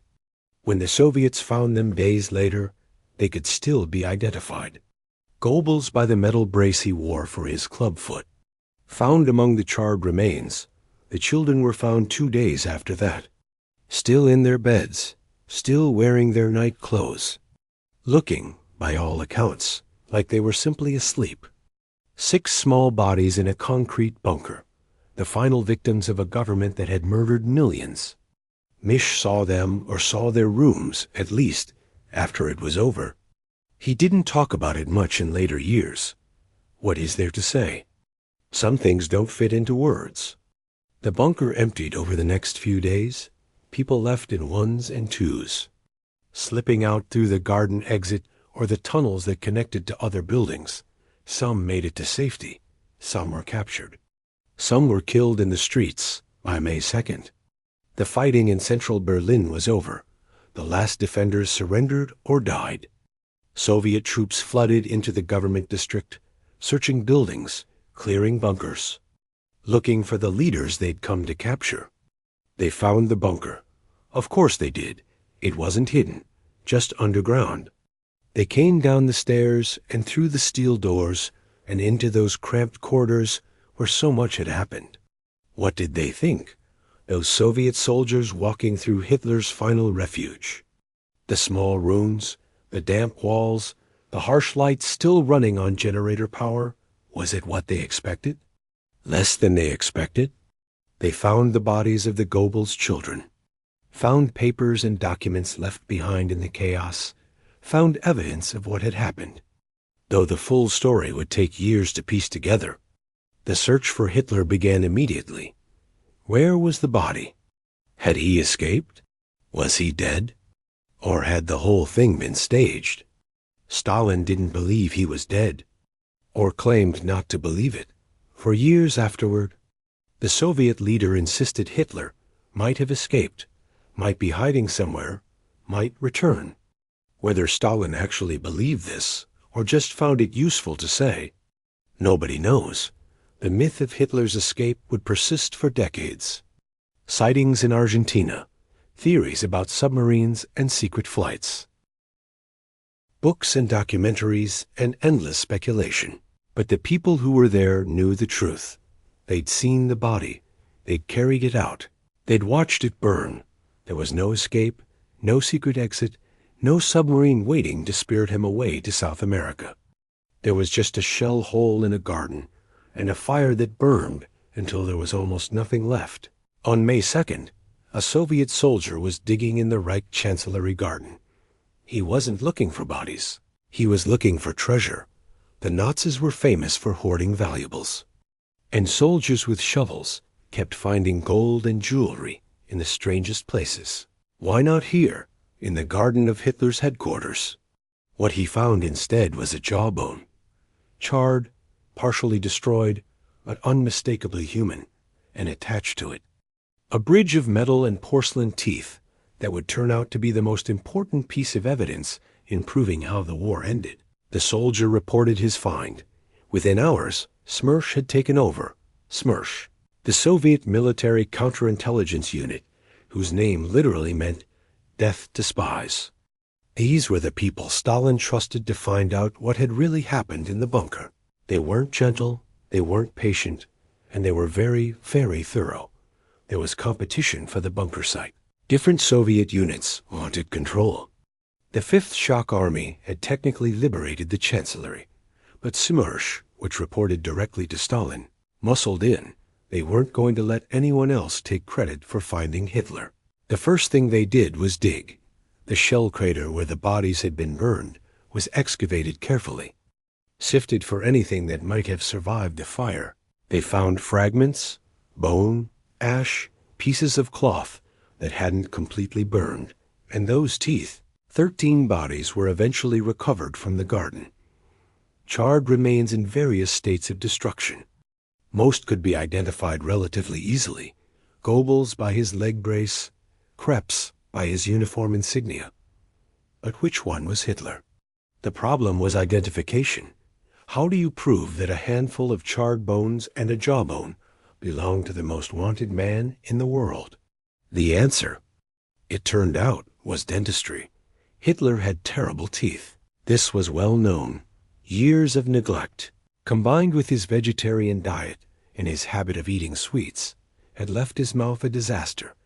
His dentist, Hugo Blaschke, had spent years trying to save what was left, building elaborate bridges and crowns to hold everything together. The result was a mouthful of metalwork that was almost impossible to duplicate. Gold crowns, bridges connecting teeth that would normally never be connected. A specific pattern of repairs that was as unique as a fingerprint. But Blaschke had fled Berlin before the end. He was somewhere in the American zone, out of Soviet reach. How could they confirm what Hitler's teeth looked like? They found his assistant. Keith Heusermann was a dental technician who had worked with Blaschke for years. She'd been in the room during Hitler's appointments. She'd helped build those bridges and crowns. She knew that mouth as well as anyone alive. The Soviets brought her in on May 11th, sat her down in a room, gave her paper and pencil, and asked her to draw Hitler's teeth from memory. She did. The sketch she produced was detailed, precise and damning. Every bridge, every crown, every filling, the specific pattern of work she'd watched Blaschke perform over the years. It matched the jawbone perfectly. There was more. Fritz Eckmann, another dental technician who'd worked on Hitler's teeth, was found and interrogated separately. He produced his own drawings from memory. They matched two different people, questioned separately, both describing the exact same dental work, the work that was now sitting in a box on a Soviet officer's desk. The identification was complete. The jawbone was Hitler's. The body that had burned in the garden was really him. But here's where the story takes a strange turn. On May 8th, the day Germany surrendered, a young Jewish woman named Yelena Sielskaya was handed a small burgundy box. Her commanding officer told her what was inside. Hitler's teeth. She was responsible for them with her life. Think about that for a moment. A Jewish woman on Victory Day, carrying what remained of Adolf Hitler in a jewelry box.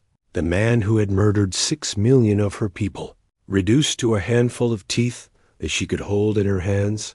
She later wrote about that moment. Is this happening to me? Is this me standing here at the moment Germany surrenders with a box in my hands containing the indisputable remnants of Adolf Hitler? Yelena couldn't tell anyone what she was carrying. The discovery was classified as a Soviet state secret. Revealing it meant 15 years in the Gulag. She walked through the celebrations, the cheering soldiers, the chaos of victory, with that box pressed against her chest, keeping the secret that would haunt her for decades. The teeth were sent to Moscow, along with a detailed report. Stalin now had proof that Hitler was dead. Absolute, irrefutable dental proof. He decided to keep it secret. Why? Politics, the Cold War was already beginning. Even before the hot war had officially ended, Stalin saw an advantage in uncertainty. If the Western Allies couldn't prove Hitler was dead, they'd be on the defensive. There would be questions, suspicions, maybe even accusations that they were hiding him. So Stalin lied. At the Potsdam Conference in July 1945, Harry Truman asked Stalin directly whether Hitler was dead. Stalin said he didn't know, sighed the body hadn't been found, suggested maybe Hitler had escaped, fled to Spain or Argentina, was hiding somewhere under American or British protection. It was complete nonsense. Stalin had the teeth sitting in a file cabinet in Moscow. He knew exactly what had happened, but the lie served his purposes, so he told it. The myth of Hitler's escape began right there, in that conversation between two world leaders, one lying, the other unable to prove otherwise. The conspiracy theories that would persist for decades. The sightings in South America, the books and documentaries about secret submarine voyages. All of it traces back to Stalin's decision to hide what he knew. Meanwhile, the witnesses were being interrogated. Misch was captured trying to escape Berlin. He'd made it several blocks from the bunker before Soviet troops grabbed him. His uniform gave him away. That, and probably the exhaustion and fear written all over his face. He spent the next 9 years in Soviet prison camps. 9 years. Questioned repeatedly about what he'd seen in the bunker. The same questions over and over. Who was there? What happened? When did Hitler die? How did he die? Where is the body? He told the truth. Every time, he told the truth. It didn't matter. They kept asking. The interrogators seemed convinced there was another version of events. Some secret he was hiding. There wasn't. But try explaining that to men who'd been trained to assume everyone was lying. Linge was captured too. Gunsch, Kempka, Ekman. Everyone who'd been in that bunker, everyone who'd seen the bodies or helped burn them, was hunted down and brought in for interrogation. The Soviets were methodical. They tracked down secretaries, guards, kitchen staff, anyone who might know anything. The interrogations weren't gentle. These weren't polite interviews with coffee and comfortable chairs. These were brutal sessions that went on for hours, days, weeks, sleep deprivation, threats, physical abuse in some cases, the kinds of pressure that would break most people. And yet the witnesses all told the same story. Hitler shot himself. Eva took poison. The bodies were burned in the garden. Linge wrapped them in blankets. Bormann helped carry them out. The gasoline was poured. The match was lit. The fire burned. No contradictions. No alternate versions. No one cracking under pressure and admitting it was all staged. Year after year, interrogation after interrogation, the story stayed the same. If Hitler had escaped, if there had been some elaborate deception, it would have come out. Someone would have broken. Someone would have told a different story just to make the questioning stop. But they didn't, because there was no other story to tell. Keith Heuserman paid a terrible price for her cooperation. After identifying the teeth, she expected to go home. Instead, she was detained. The Soviets couldn't risk having a witness who could confirm Hitler's death walking around freely, potentially talking to Western journalists. She spent nearly 10 years in Soviet captivity, first in comfortable conditions, almost like a guest, then, when she tried to leave, in prisons and labor camps. Her crime was knowing too much about something Stalin wanted to keep secret. When she was finally released and returned to West Germany, she was 45 years old. Her fiancé had married someone else.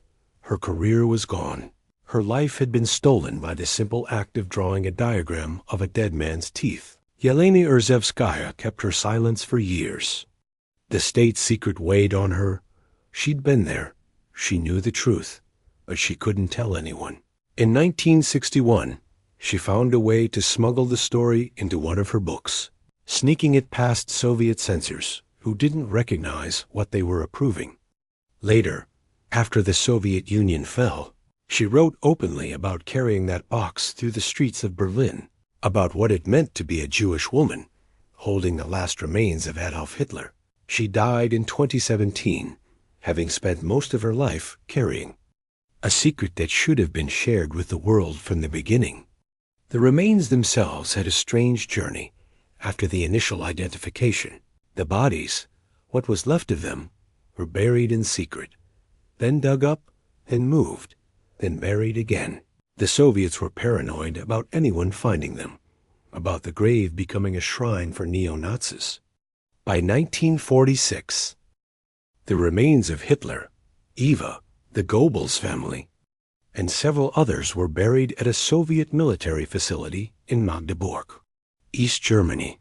They stayed there for nearly 25 years, moldering in an unmarked grave, while the world above argued about whether Hitler was really dead.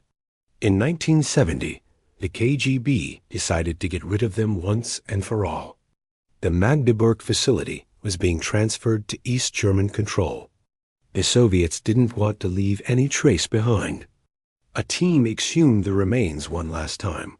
What was left? Bones and fragments that had already been burned once in the Chancellery Garden. Was cremated again, completely, thoroughly, until there was nothing but ash. That ash was collected and driven to a bridge over the Biederitz River, a small tributary of the Elbe, and there, quietly, without ceremony, the last physical remains of Adolf Hitler were dumped into the water and washed away.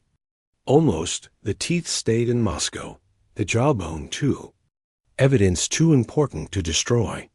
Even if everything else was gone, they're still there today. In a Russian state archive, Hitler's teeth, sitting in a box in a filing cabinet. The final proof of how the war ended. In 2017, a French forensic scientist named Philippe Charlier was given access to those remains, the first Western scientist to examine them in decades. He brought modern techniques, electron microscopes, analysis methods that didn't exist in 1945. His findings were definitive. The teeth matched Hitler's dental records perfectly. The bridgework was exactly as Heusermann and Ekman had described. Under the microscope, Charlier even found plant fibers in the tartar. Consistent with Hitler's vegetarian diet, the teeth were genuine. They weren't a forgery. They couldn't be. Charlier published his results in the European Journal of Internal Medicine. We can confirm that Hitler died in Berlin in 1945. He wrote, "Not in Brazil at 95, not in Japan, not in the Argentine Andes. The proof is scientific, not ideological, so there it is." The evidence, the teeth that survived the fire, the witnesses who told the same story for 50 years, the Soviet investigators who knew the truth from the beginning and kept it secret for their own reasons. Hitler died in that bunker on April 30th, 1945. Shot himself in the head while his wife of 40 hours bit down on a cyanide capsule beside him. His body was burned in a shell crater and reduced to fragments. Those fragments were eventually destroyed. Except for the teeth, which sit in Moscow to this day, no escape, no submarine, no secret compound in South America, just a sad, sick man in a concrete box, choosing death over facing what he'd done. The conspiracy theories persist anyway. People still claim to have seen him. Books still get written about elaborate escape plans. None of them lead anywhere, because there's nowhere for them to lead. The FBI investigated reported sightings for years, following up on tips from Argentina and Brazil and Paraguay.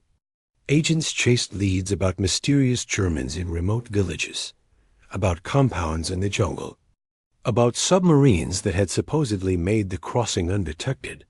They found nothing because there was nothing to find. The man was dead, had been dead since that afternoon in the bunker. Part of the reason the myths persisted is Stalin's disinformation campaign. By keeping the truth secret, by actively spreading doubt, he created a vacuum that conspiracy theories rushed to fill. Once those theories took root, they proved almost impossible to remove. People wanted to believe in the escape. It made a better story than the mundane reality of suicide in a bunker. And maybe there's something else, too. Maybe we don't want to believe that monsters can die so easily, that a man responsible for so much suffering could just put a gun to his head and end it. There's something unsatisfying about that ending.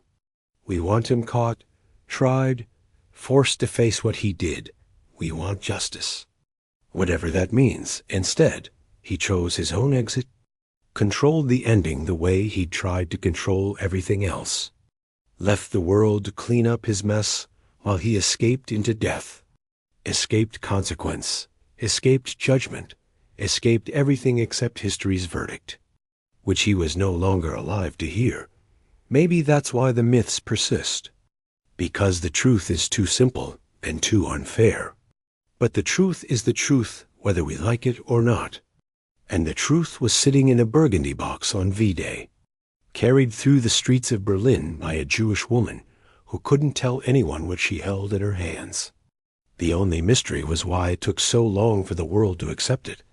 On New Year's Eve 1953, a train pulled into Berlin carrying a man who'd been gone for almost 9 years. Rahus Misch stepped onto the platform and looked around at a city he barely recognized. Half of it was rubble. The other half was rebuilding. The wall that would divide it hadn't been built yet, but the division was already real. Soviet zone, Western zones. 2 Berlins growing in different directions. He was 36 years old. 9 years of his life had been spent in Soviet labor camps, answering the same questions over and over, surviving on whatever food they gave him, waiting for a release that seemed like it would never come.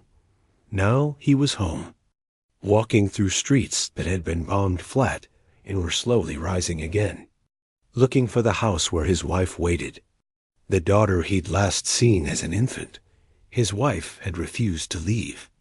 That's why he'd gone back to the bunker in the first place all those years ago.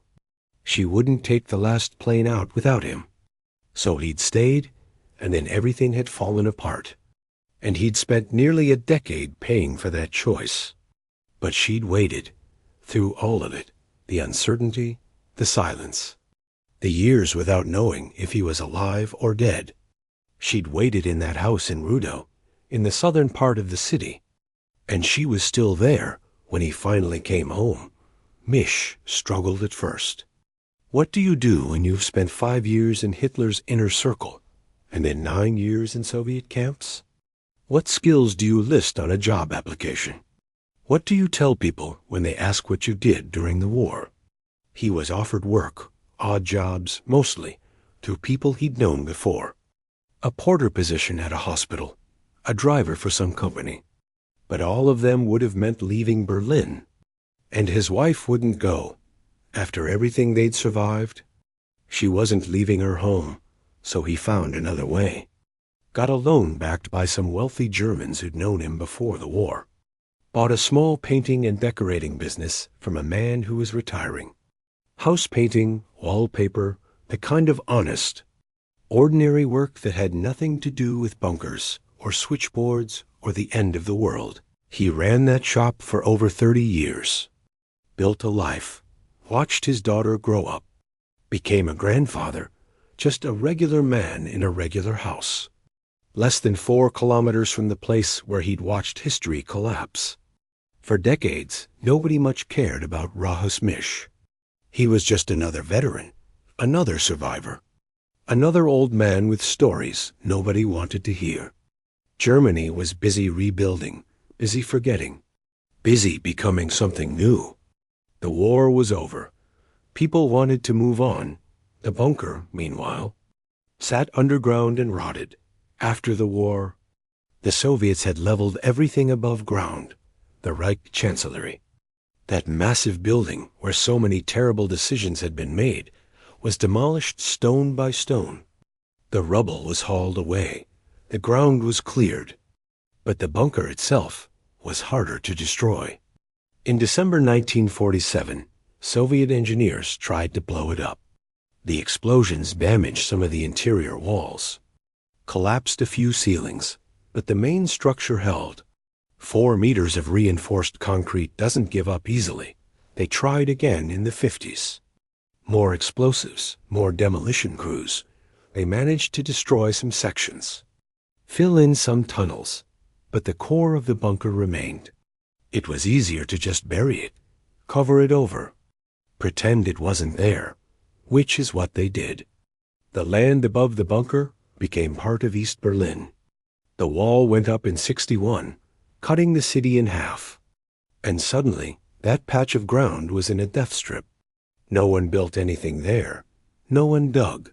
The bunker sat in darkness, flooded with groundwater, slowly decaying, but never quite disappearing.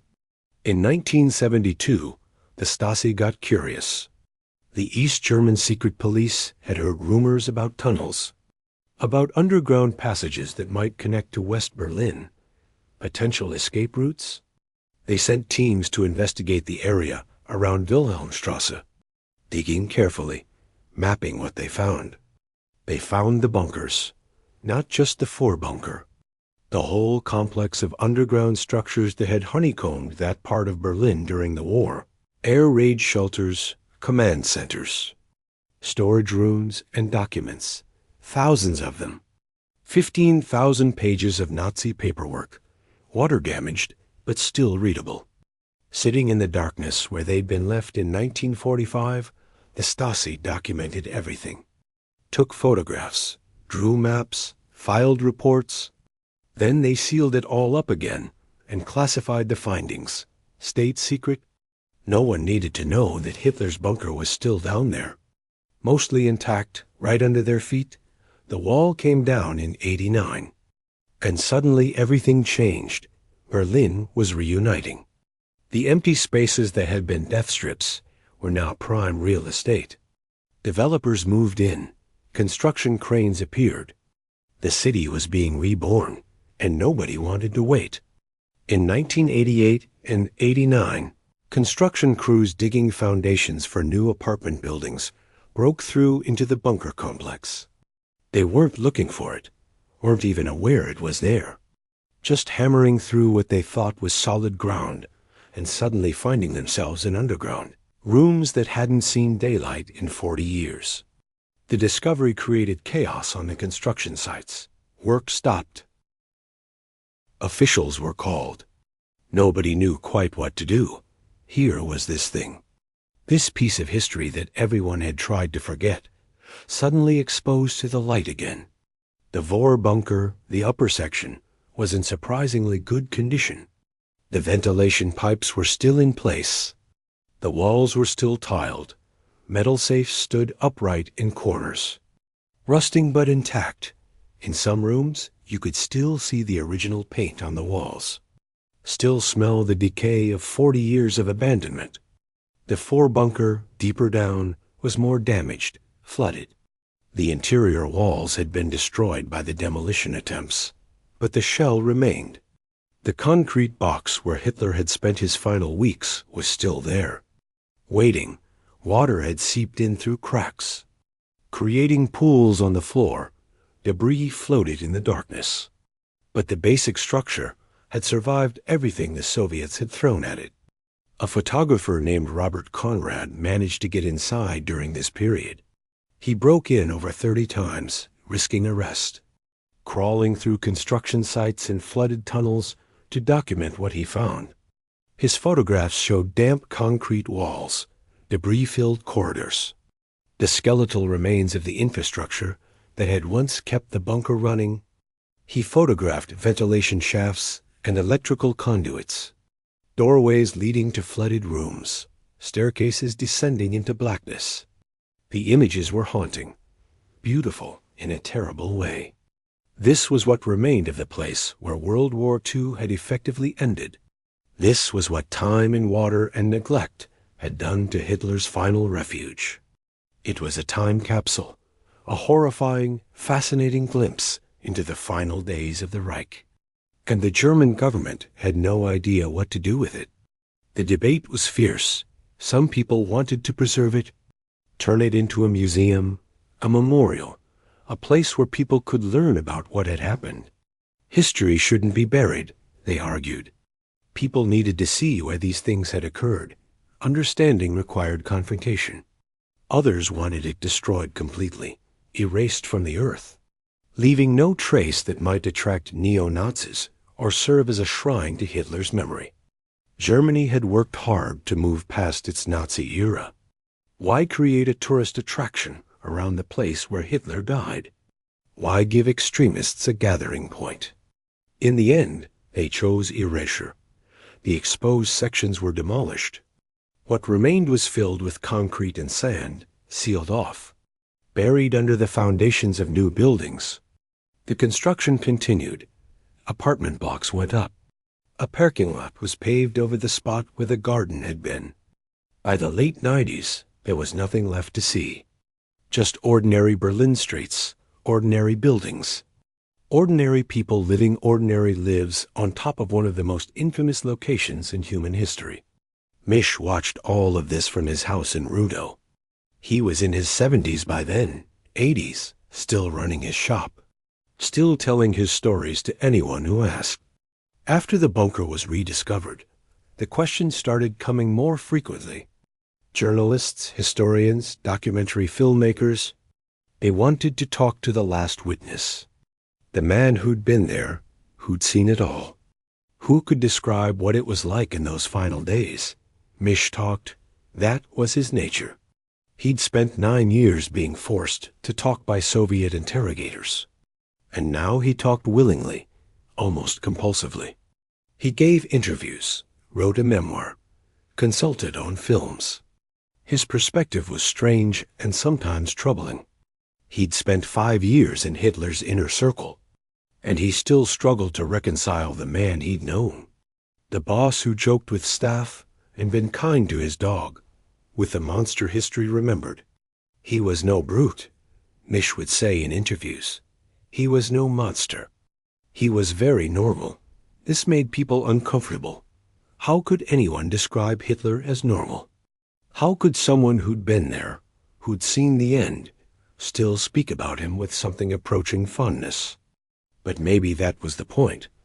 Maybe that was the most disturbing truth of all, that the man responsible for so much horror wasn't a cartoon villain, wasn't a demon with horns, was just a person who could be normal and kind in private moments while ordering atrocities on an industrial scale. Misch claimed he didn't know about the Holocaust until after the war. He said he first learned about the death camps in Soviet captivity. This seems impossible to believe, and many historians don't believe it. But Misch insisted it was true until the end of his life.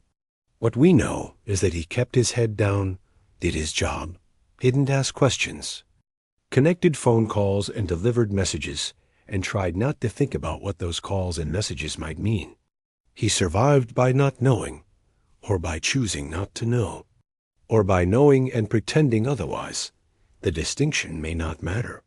His wife developed Alzheimer's in her later years. She died in 1998. Misch kept running his shop until he finally retired in his late 80s. He stayed in the same house, the one he'd moved into when he came home from the camps. Never left Berlin. In 2004, a German film called Downfall was released. It depicted Hitler's final days in the bunker. Misch's character was in it. He watched the film and laughed at parts of it, said it was too dramatic, too loud.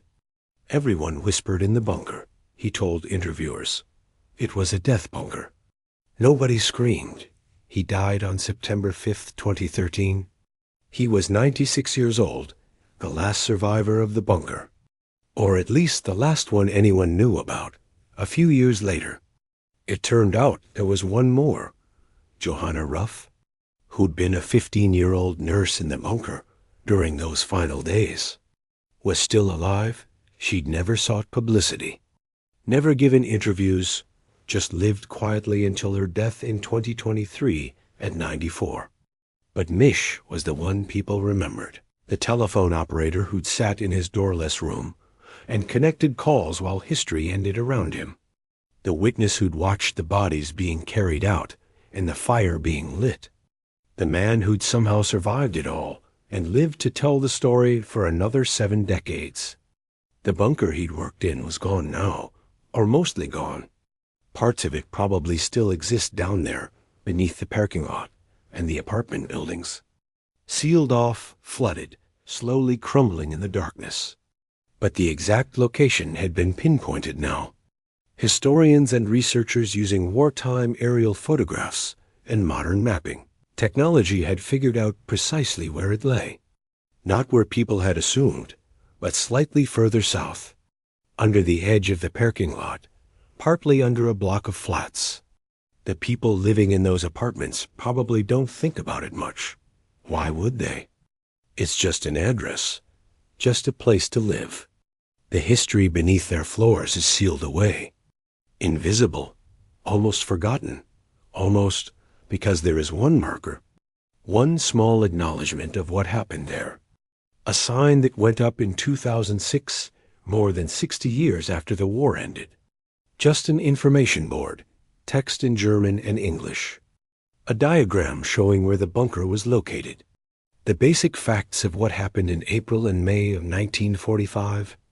No monument, no memorial, no preserved site with guided tours and gift shops. Just a sign on a sidewalk. Easy to walk past without noticing. That was deliberate. The German government didn't want to create a pilgrimage site. Didn't want neo-Nazis gathering to pay respects to their fallen leader. Didn't want the location to become anything special at all, so they made it ordinary, aggressively. Intentionally ordinary. A parking lot, some apartments. A sign that most people ignore, the only marker of where one of history's greatest monsters met his end. But there's something else in that neighborhood. Something that wasn't there in 1945. Something that changes everything about how we should think about that patch of ground. A memorial, a real one, just a stone's throw from where the bunker lies buried. And that memorial isn't for Hitler. Walk a few hundred meters from that parking lot, and the landscape changes completely. You'll find yourself standing at the edge of a field. Not grass, not trees, something else entirely. Concrete blocks, thousands of them, gray and silent. Arranged in a grid that stretches across nearly 5 acres of central Berlin. Some are barely ankle-high, others tower over your head. They rise and fall like waves frozen in stone. This is the memorial to the murdered Jews of Europe, 2,711 blocks of concrete, placed here to remember the 6 million people who died because of decisions made in bunkers and chancelleries and offices not far from this very spot. The memorial opened in 2005, exactly 60 years after the war ended. 60 years of debate about what to build, where to build it, how to remember something so enormous that traditional memorials seemed inadequate. The architect, Peter Eisenman, designed it without symbols. No stars of David, no eternal flames, no statues of suffering. Just concrete and space and the feeling of being lost. That was intentional. Walk into the field, and the ground slopes beneath you, the blocks grow taller, the paths narrow. Suddenly, you can't see over the tops anymore. Can't see the city around you. Can't see other visitors just a few rows away. You're alone, disoriented. The sounds of traffic fade. Your own footsteps echo off the gray walls pressing in on either side. It's uncomfortable. It's supposed to be.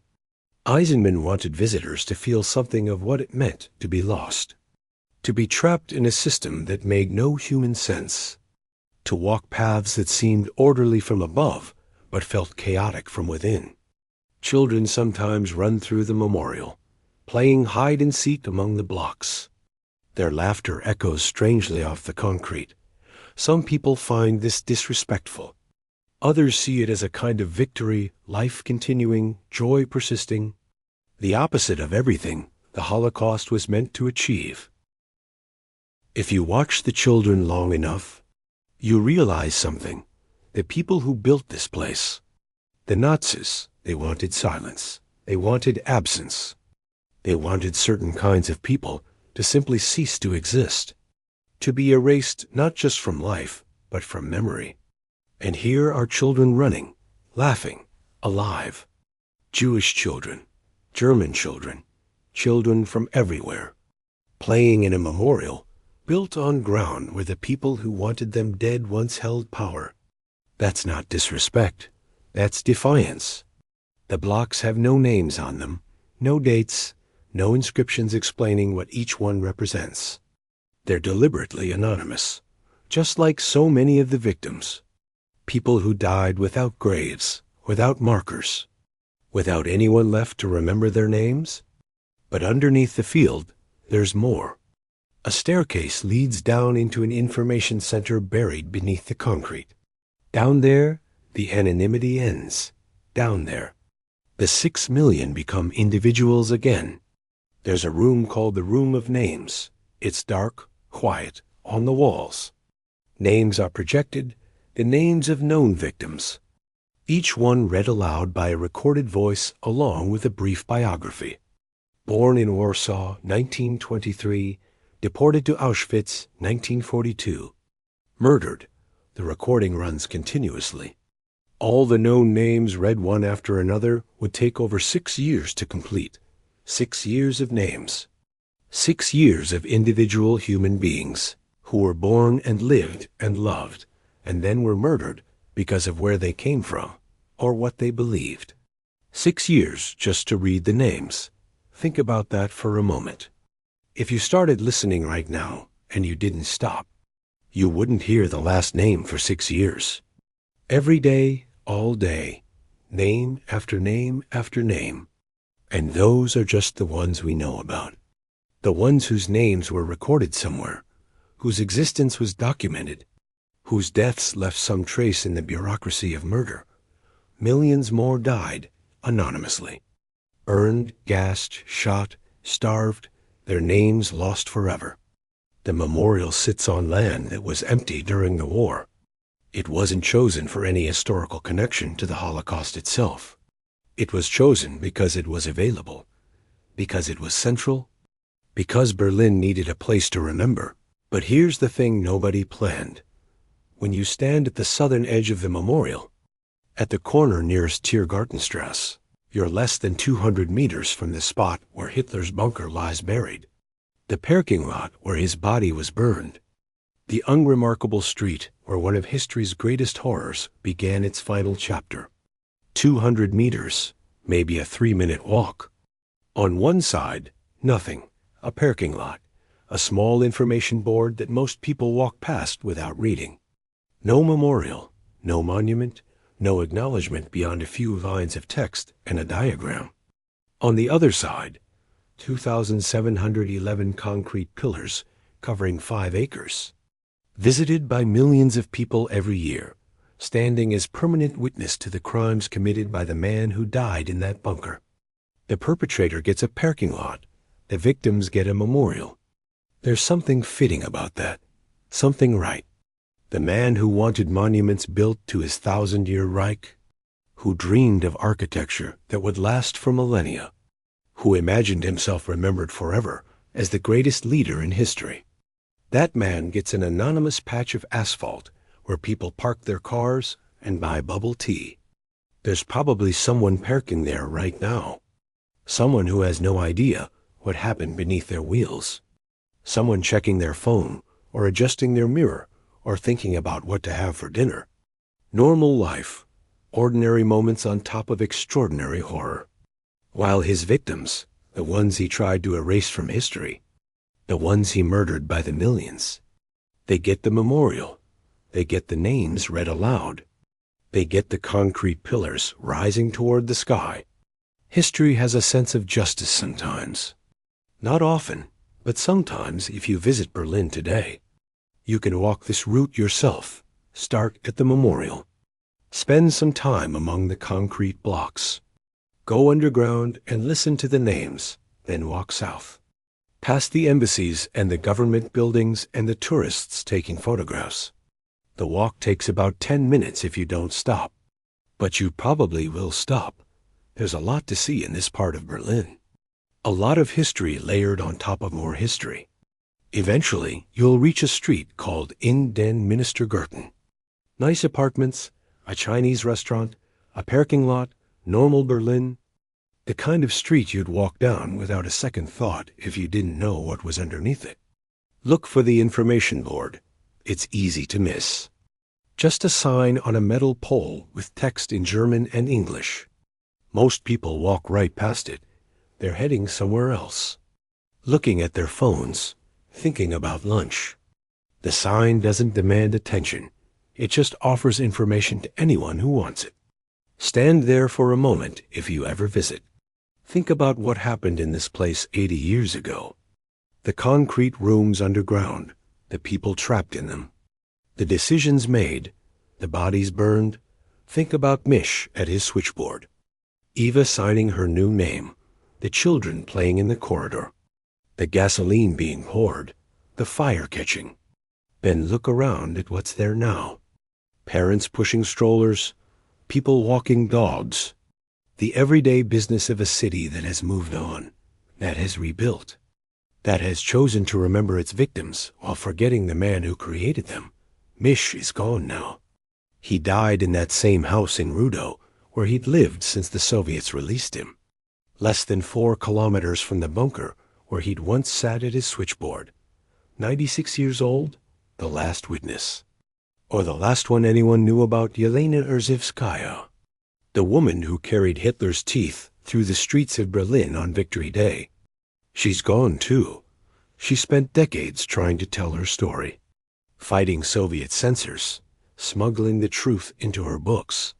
She died in 2017, finally free to say what she'd seen.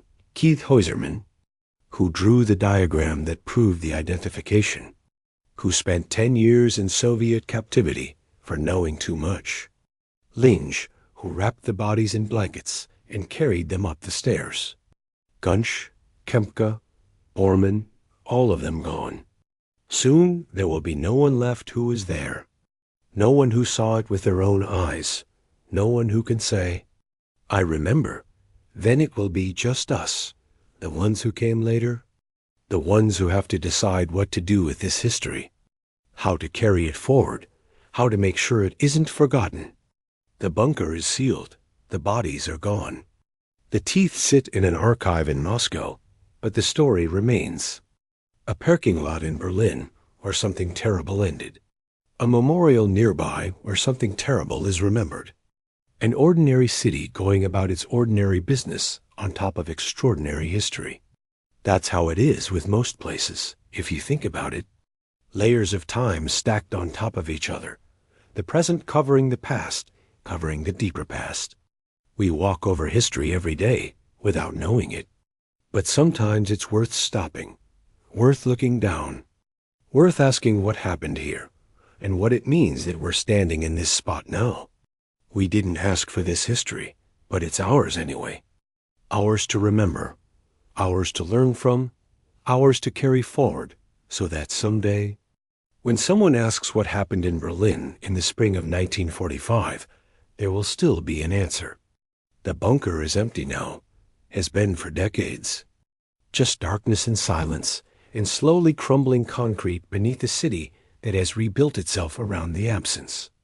And above it, life goes on the way it always does. The way it has to.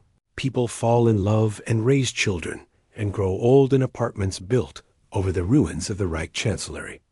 They shop for groceries and argue about parking spaces and complain about the weather, never thinking about what lies beneath their feet.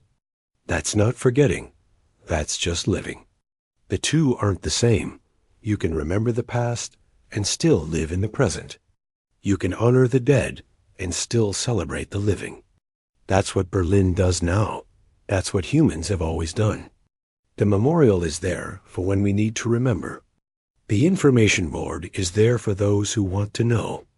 The stories are there, written down, recorded, preserved, waiting for anyone who wants to hear them. And now you know one of those stories. The story of a parking lot in Berlin where history came to an end. A telephone operator who kept his head down. A woman who carried teeth in a box. A bunker that refused to be destroyed and was buried instead. It's a strange story, a sad one in many ways. But it's a true one, and that matters. The night is getting late now, or early, depending on how you look at it. Wherever you are, whatever time it is there, you're probably comfortable, warm, safe, lying in a bed that would have seemed impossibly luxurious to most people who have ever lived, including the people in this story. That's worth something, worth remembering. The world is different now, not perfect, not free of horror or cruelty or the capacity for terrible things, but different, changed by what happened and by the determination to never let it happen again. The children who played in that bunker corridor, the ones who didn't survive, they would have been in their 80s now if they'd lived.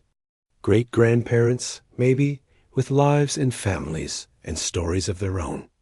They didn't get that chance, but others did. And those others had children, and those children had children. And the chain of human life continued, despite everything that tried to break it. That's the real memorial when you think about it. Not the concrete blocks, or the information centers, or the plaques on walls. The real memorial is the fact that we're still here, still telling the stories, still remembering, still human. The bunker is quiet now. Berlin is quiet. The memorial stands silent in the darkness, waiting for tomorrow's visitors. And somewhere in Moscow, in an archive that few people have ever seen, a box sits on a shelf containing the last physical remains of one of history's worst monsters. Teeth and bone, nothing more. That's all that's left of him. That and the memory of what he did. But his victims are remembered differently. Not in boxes, not in archives. In names read aloud, in stories told, in the determination of millions of people to never forget what was done to them. The parking lot will probably always be a parking lot. No one wants to build a memorial to Hitler. No one should, but the other memorial, the one for the victims. That will stand as long as there are people who remember why it matters. And maybe that's the ending this story needed all along. Not a bang, not a dramatic conclusion. Just a parking lot and a memorial, and the quiet understanding that history doesn't really end. It just becomes part of us, part of the ground we walk on, part of the air we breathe. Close your eyes now. If they're not already closed, let the story settle. Let the images fade. Tomorrow the sun will rise over Berlin, the way it has every day for thousands of years. The memorial will catch the morning light. The parking lot will fill with cars. The city will wake up and go about its business. And somewhere, someone will stop at that information board and read about what happened here. Learn a piece of history they didn't know before. Carry it with them when they leave. That's how memory works. One person at a time, one story at a time, passed from those who know to those who need to know. Now you're one of the people who knows. Rest well.